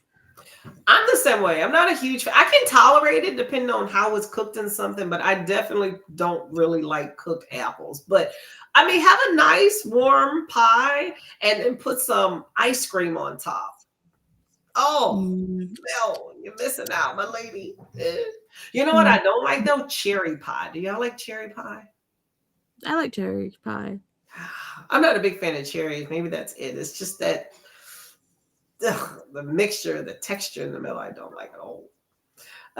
No warm tomatoes here either. Okay, there we go. I can get that. I can get that for sure. Izzy. Oh, hello, Izzy. How are you doing today? Okay, there we go. Izzy. Hello. Welcome to the fold. Okay. There's Dee Dee, Izzy. I'm gonna go through these comments. I want to get to another sprint here, y'all. Hello to Christina. Kelly says, we have whole wheat bread on the counter all the time. Sandwich toast is a mainstay. So often we need to eat now, and bread and cheese always works. That is true. That is true. It is always easy. Peanut butter and jelly too. We keep ours in the fridge, though. I don't know what's the correct way. Fridge or counter for bread? What do y'all do? We keep it in the cupboard. Okay. Makes sense. Yeah, I mean, if it's been a while and it's been out, I put in the fridge. And I'm not a big fan of freezing bread. I have, but I'm not a fan of that either. But if I've had a lot of it and somebody gave it to me, I'll freeze it. But that just seems weird too. Sourdough is delicious. It is. It is. Doggo is it? I know. I see the baby there, just chilling. Kelly says, I'd rather train a puppy than untrain an adult. That's why I always get puppy. That is true, because you can pick up bad habits, or they can pick up bad habits, and now you got to figure it out. So my dog, I think, was abused by a male, like a gruff-looking male, because he would, like, he loved kids and he liked females. But males, he was very iffy about. And if you were like a burly man with a beard, he was very aggressive. So I didn't really like to keep him around people. I saw that almost immediately because we took him to Petco right after we got him. And I was just like, okay, something's up with this. So I think maybe he was abused. Kelly says, cats know automatically. Just show them where it is and they're good. Mind you, cats will also pee on things if they're mad at you. True. We had this litter robot at my house my husband got. Have y'all ever, you know what that is? The little litter robot supposed to kind of rotate and clean the litter a little bit. Yeah, you still got to clean the tray every once in a while. But we had that, and it had stopped working. And we didn't know, but the cat, I don't know why, because this was a big house, mind you, my old house. And the litter box was downstairs, like in a basement area. The cat would literally come across the house and up the stairs and pee on my couch in the living room. So that between the dog pee and the cats over a 1 week destroyed that couch. I hadn't even had it 6 months. So horrible. I was so pissed. But yeah, every time the litter box would get stuck or something, the cat would use the couch as a litter box, so one corner. I think it was like, what is it, like male cats like to spray that, whether they're just like, this is my area. I guess they commandeered the couch, because I definitely was not sitting in it after that. It was a nice couch, but you know, the whole one corner was just done. It was no saving it. I tried everything and it would not come out. So it was a wrap on that one. Mel says, I've had quite a few cats in my life, and even the one we now have rescued from the outdoors got the hang of using the box quick. Okay, so cats seem like they catch on pretty quick. Stick them in there, Mhm. put their nose, well, maybe not their nose, but say, this is where you go, and then they get the hang of it. That works. They will. Okay. Why could dogs be that simple, right? Lachette says, and in most out of the way places, it's hard to get, but will smell up the whole apartment. Yes, definitely. Stinky stink and does not come out. Okay. We use an automatic litter box to limit smells and mess, and my kitten is not allowed on counters or our kitchen because I can't get over the idea of litter. Oh no, I do not do pets on. Look, I will do like on a couch, but you're not allowed on counters and I've seen people like I'm going to friends' houses and like the cat's like on the stove and the kitchen counter, and I just am not. No, that is so not where they need to be at. Pets shouldn't be in the no. I don't even like pets in the kitchen too because you know the hair kind of floats around and stuff, and it can get in food and stuff. But it's hard to get them out of the kitchen if it's an open house. But definitely not on I a mean, counter. when I was in college, there were 4 of us living in a 1-bedroom flat. Woo, that's rough. Yeah. You gotta do what you gotta do. Yeah, and we all had cats. So there were 4 people and 4 cats. In a That's very a small lot. place, but none of the cats were allowed in the kitchen, and they just didn't go in the kitchen because you know that was a cooking space. Did you have a door? How did you keep them out? Yeah, we had a door. Yeah. Oh, okay. There you go. So if you had a door, it's so much easier. My houses have always been kind of open, and I've even put like little baby gates. And if you see the cat, you can be like, no. Like people said, cat can't be trained with behavior. I completely beg to differ. In my home, when we had our cats, I treated the cats like the dogs. You just have to keep reinforcing it because cats are stubborn. They'll be like, they don't want to listen. So you'd be like, ah, and the cat would be like, they'd be like, ah, because they'll keep trying you. My little cat, her name was Paige. She kept trying me, and I'd be like, and she would put her paw back. But she knew better. I love watching the videos of cats where it's like they're there and they're like trying to tap something off the counter, and then like the film is like and they just look at the person just like. That's true. Especially when they're trying to take food out of your paw while you're eating. I've seen that so many times. Yeah, but sometimes they'll jump like the counter, the little baby gates and stuff. But yeah, if you can keep them out, that's good. It's just always been hard. But just don't get on the counter if you're gonna roam around the kitchen. That's been my thing.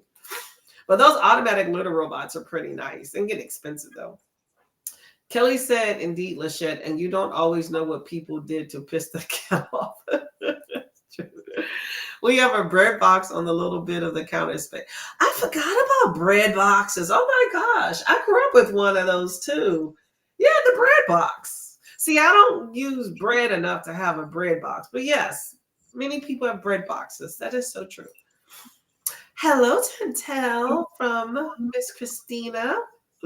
No raisins and sourdough. Do those go together? I've never tried it. I mean, I can imagine that they would, but it's the whole warm fruit thing again. I guess. Okay, turn it into fruitcake. Izzy said, let me get settled in bed to read. Ooh, that's where I wish I was, but it's 1:30. I cannot go to bed so early. I wish. Finish my workout. Looking forward to sitting down. Yay, Amber. Good job. Good job. I can't keep the cats off the counter. How do you manage? We had a door. Sticky tape. We had a door and they just weren't allowed in the kitchen. Yeah. Our door is really nice. Keep them out. There we go. That makes it so much easier. It's hard otherwise if they're jumpers. It's so frustrating. The cat distribution system can quite bring me cats. That would be great. Quits bringing me cats. Oh, you keep having. How many do you have? I know you have the puppy. How many cats do you have? Look at me. At the height of our pet shenanigans, I used to call us a kennel. We had 5 pets. We had 3 cats and 2 dogs. And then things kept happening. And now we have 1 dog. So, but she is so spoiled. My husband actually took her to the vet today. Hi, monkey. Hello, Mr. Wyatt. Come here, baby. Hello, I Oh, can tell you had ketchup for dinner. see Mommy's making you something. Oh boy. Kelly says we don't have a door to our kitchen. It's completely open. And I tell the cats no, but then they go back up. That's true. They don't want to listen. Cats are one of those entities that you have to keep at it. A lot of people just give up on cats because it's so hard and it's frustrating because they're spoiled. But I'm stubborn too. So we're just gonna be stubborn together. Like switching up food. Cats will be picky and people just switch up their food. My husband would do that. But you know what I do? I will keep putting that same food out until they eat it. And at some point they will figure it out. Same with the dogs. Mel said, I used a spray bottle. I've heard of that. And she hasn't tried in a while. I think that helps to train them when they're kittens. Now I see her about to leap up. I just give her the look. That's true. You got to train them when they're younger. Sometimes that look just does it. I look at my dog and he knew just to sit down. Like I would just give him that look. And he knew to sit down without me saying anything. You could just see the thinking in his brain. But I have heard of the spray bottle that doesn't work. She walks off. She knows. You got to assert that you, especially with dogs. I know more about dogs than cats. My husband dealt more with the cats, but when living with them, I saw their personalities. But you have to establish that you are the pack leader. A lot of people will test you a lot, especially cats, about being that leader of the pack or the litter. But you just got to be consistent to say no and never. Like I would not let my dog win for nothing. Like you're not going to walk in front of me. I will yank that leash and make it short and put it behind me till he kind of got the hint of it, you know. And a lot of it is tone as well. Yep. It's like when you're telling a dog to do something and you're just like, whoa, sit. It's just like, no, sit. Yeah, you have to come with something more than that. It has to be something. Something on it. My husband would do that. He'd be like, sit. I'm like, no, man, that's not gonna work. That's not gonna work. Sit. No, it's like sit. And he's like, you're yelling at the dog. I'm like, exactly. He was like, but he doesn't respond to yelling. I'm like, well, this is a loud household. So if that's all he responds to is yelling, then that's just how it's gonna be. He needs to know a loud voice. Pet personality, yep, that's true. Sometimes they'll jump the gate. My cats jumped on the ground to the top of the fridge. Ooh, that's a big jumper on the fridge. Yeah, I'm not doing that on the fridge business at all. Stubborn. Yes, they are definitely stubborn. Hydrate. Okay, let me finish this tea and get some regular water here. Hydrate and make sure you stretch. We're going to do a 30-minute sprint shortly. Ooh, I can stretch my legs actually. 2 cats. I didn't want any of them with 2 cats and the puppy. Then there Benny, who is my daughter's dog, and they live with her. See, you always accumulate more and more pets the more people you know. Watch out. My sister is in a military town, has a lot of military friends. She inherited a dog when somebody went overseas, and they did not come back to get it. So he's a cute little ugly thing. We complain about his ears. His name is Stevie J, but he's adorable. But he's like a road dog now. He's like the work dog for when she's working in the house. He sits right underneath her. But yeah, you can definitely inherit some pets. The bestest boy. There we go. Star of the show, White. Yay. White is loved. Mommy cuddles. There we go. Hey, you gotta get the mommy cuddles, okay? They never jump on the counters when I'm in the kitchen. Pets fall. That's what they do. Pets know their barriers. You know, they know what they can or cannot get away with, depending on who they're around. Okay. And yeah. Tests. My dog would test my husband a lot more than he would test me because he knew better. I did not play that madness at all. And to be fair, kids are the same way. Mm-hmm. It's like, even though it's like non-verbal, he knows that like he can get away with so much more stuff with Chris than he can with me. He just knows. And they test those things, and they will pit them against Mhm. each other too. So you got to be careful. Where's the timer? Oh, come on, come on, come on. Hold up. I did share a. Oh, here we go. Why did that not show on the screen? I'm trying to get. Oh, there we go. Man, that was slow. Okay. Okay, so we have. Excuse me. Here we go. We have our wheel. So this is going to tell us our tasks for the 30-minute sprint we're going to do. Is that good for y'all? 30 minutes? We're going to try to get out of here as close to 2 as possible. So we're going to stretch and touch our toes. Ooh, that's a good one. I definitely need that.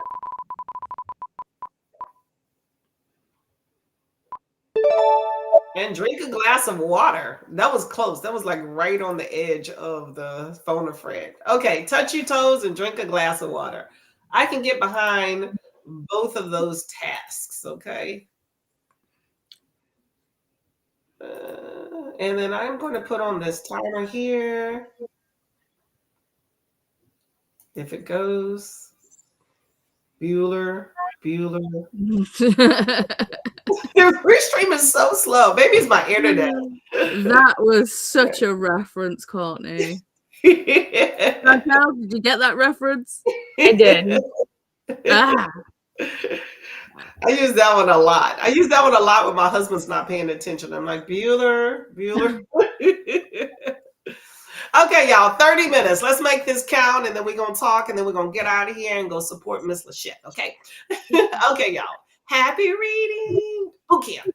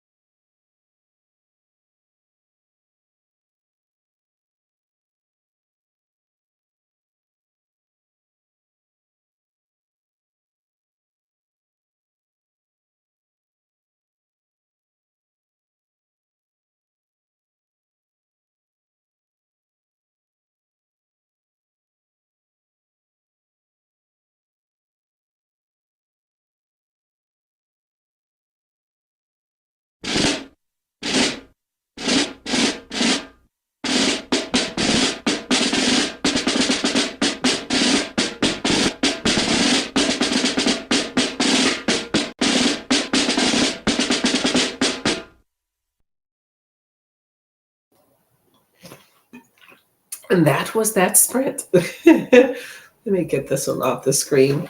How did that sprint go for everybody? I have got 45 minutes left of this audiobook. I'm trucking along with the sweater. Good job. Good job. I refilled. I stretched. The cool mug there. See, what did I do? I did several things. I itemized a bill. I paid that bill. Took screenshots to discuss with my husband. I called the bureaucracy, government organizations to dispute another bill. I read 4 pages into my book. Oh, I never did say what I was reading. I'm reading King of Ashes by S.A. Cosby. So I'm early in it yet. This is the book I decided to read when I decided not to read Lost Souls. So let me know how you like it. Yeah, that's far as pretty. It's more my speed. Like I know some stuff's gonna happen, but I've read S.A. Cosby before. He's hard hitting. He does really good at describing like small town life and what that's like, all the little nuances of normal everyday living. So I am enjoying that. So that's what I did. I also started my chair massager, and on my foot massager here, I did my toe stretches. I almost forgot, so that's why I got up and did. And I just drank the water when we first started this sprint back up because I completely forgot to do that too. So very productive sprints. How about you, Miss Chantel? I went and warmed up leftovers for lunch. And then I got to 10% of my book. I did stretches and got water. Awesome. What are you reading? Dead Inside by Chandler Morrison. Why does that sound familiar? Are you liking it more than the butterfly thingy? It's definitely something. Oh, I was okay. not expecting the content to be what it is. Well, it should have a unique perspective. That sounds familiar. What is that about? It's I don't know why that sounds familiar. Let me go and find the description. I've definitely heard that title, but I'm not exactly sure what that. I don't think I've read. At least I don't think, because I was thinking of another author when you said that, and I was like, I don't think so. I think Dead Inside has. I think it's not a popular title for books, but I think there's definitely more than one book called with the title Dead Inside. All right. That might explain that one. Oh, the description says a young hospital security guard with a disturbingly unique taste in women, a maternity doctor with a horrifically unusual appetite. When the two of them meet, they embark on a journey of self-discovery while shattering societal norms and engaging in destructively aberrant behavior as they unwittingly help each other understand a world in which neither seems to belong. They begin to realize that it truly means to be alive and that it might not always be a good thing. And it's like a short 160-page horror. That sounds like a wild time. It's something so far. You're like the jury's still out. Okay, well, hopefully it sparks your curiosity and gets you thinking and scares you a little bit. Let's see. Christina says the boot camp convoy. Here we are. Lachette is next. Gonna be a fun time. So Lachette is in 7 minutes, y'all. 7 minutes. Scarlet Moon Creations. Sitting on the couch cries. Hold up. So does sitting on the couch crisis crisscross style and touching your knees count? I mean, you're stretching. You're doing something. You know. It's not quite touching your toes, but it's doing something. Try pushing those knees out a little bit more and get that inner thigh stretch. stretching those legs out, maybe touching the toes. while you're Maybe do the thing where you put your feet together and kind of like butterfly your legs like yeah, the that, butterfly. kind of like push down on your knees and get that inner thigh stretch.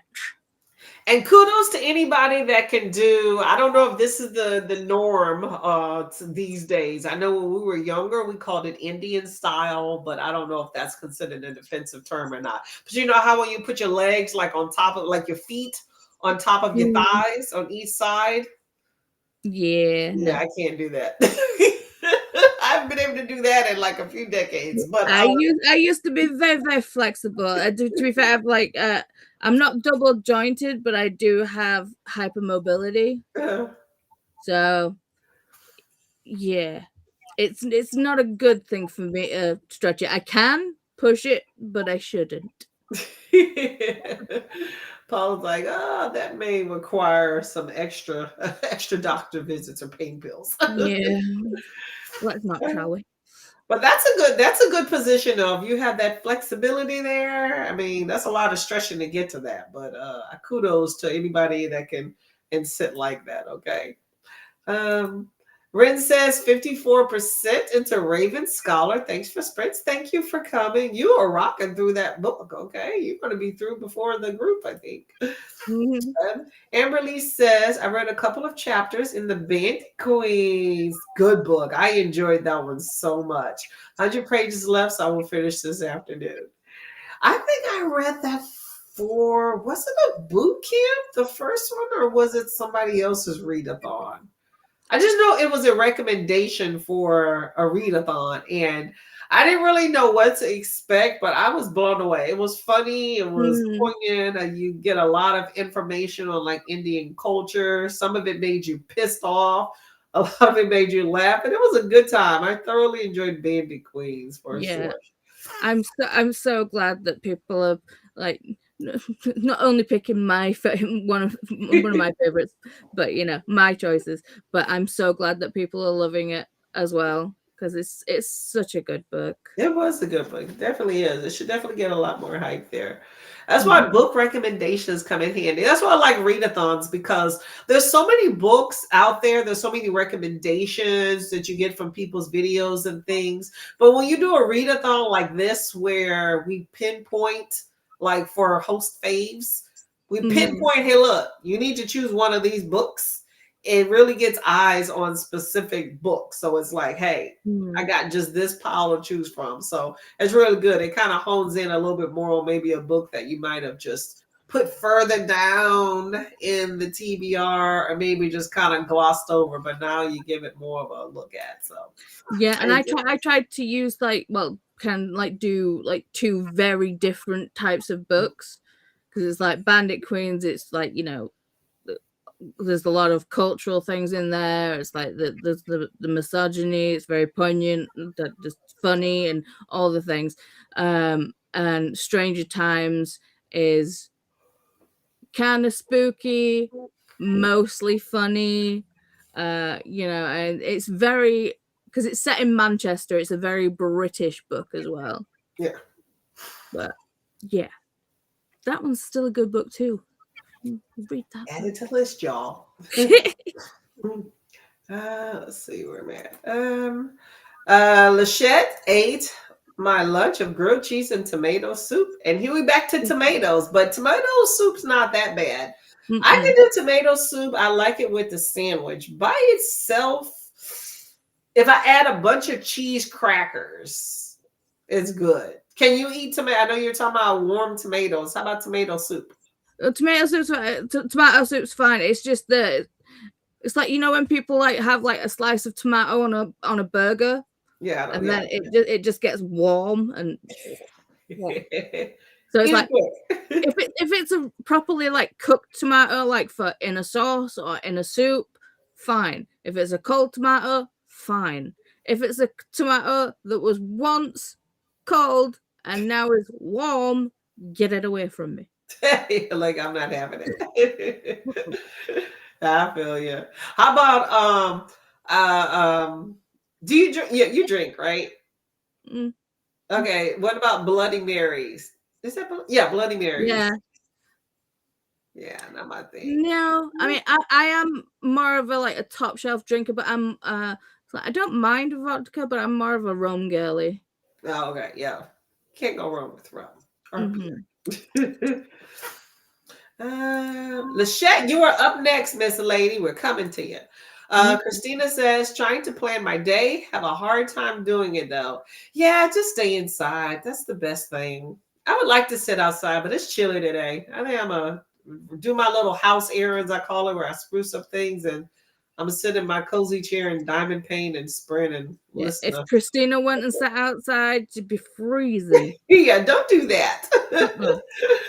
I mean, I guess you could be hardcore and get like a blanket and a heater and all that stuff, but in a tent, you know how those people do with the ice shelter things, but that's a lot of work. I mean, they could probably make an igloo in their backyard, but I doubt that Christina wants to. You get like one of those things, when people go ice fishing, they have the temporary shelters. You can do that. The warm house. We used to do that when we go to military ranges. The warm house, the warming tent. That's what they call it. It is 2:00, so we're going to get out of here. We're going to start saying goodbyes. Make sure you're heading on over to Lachette. Lachette, if you're in the chats, go ahead and start your intro, Miss Lady, okay? Thank you, Christina, very much for coming by. Thank you to Paula and Chantel for gracing us with your beautiful, colorful presents. I love it, love it, love it.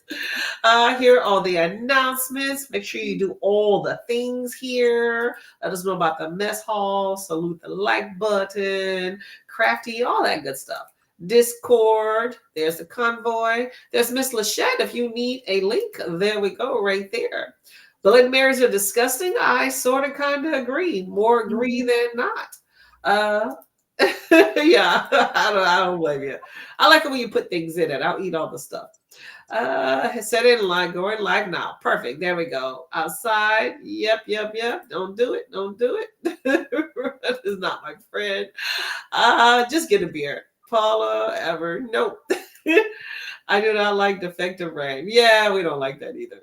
Okay, y'all. It's been a lovely day. Much appreciated as always. I'll continue the rest of boot camp. The kickoff or the wrap-up sprints will be on my channel on Thursday, starting at 7 p.m. EST. But we got a whole lot of boot camp coming up. I have a great video that's coming out tomorrow, part of my series where I kind of act out books a little bit. So that'll be Wednesday if y'all interested.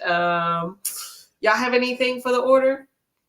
Okay, good to go. We will see y'all around boot camp. Make sure y'all get some because there's a lot of stuff to be got, okay? Bye, y'all. Have a great day, okay? Be careful.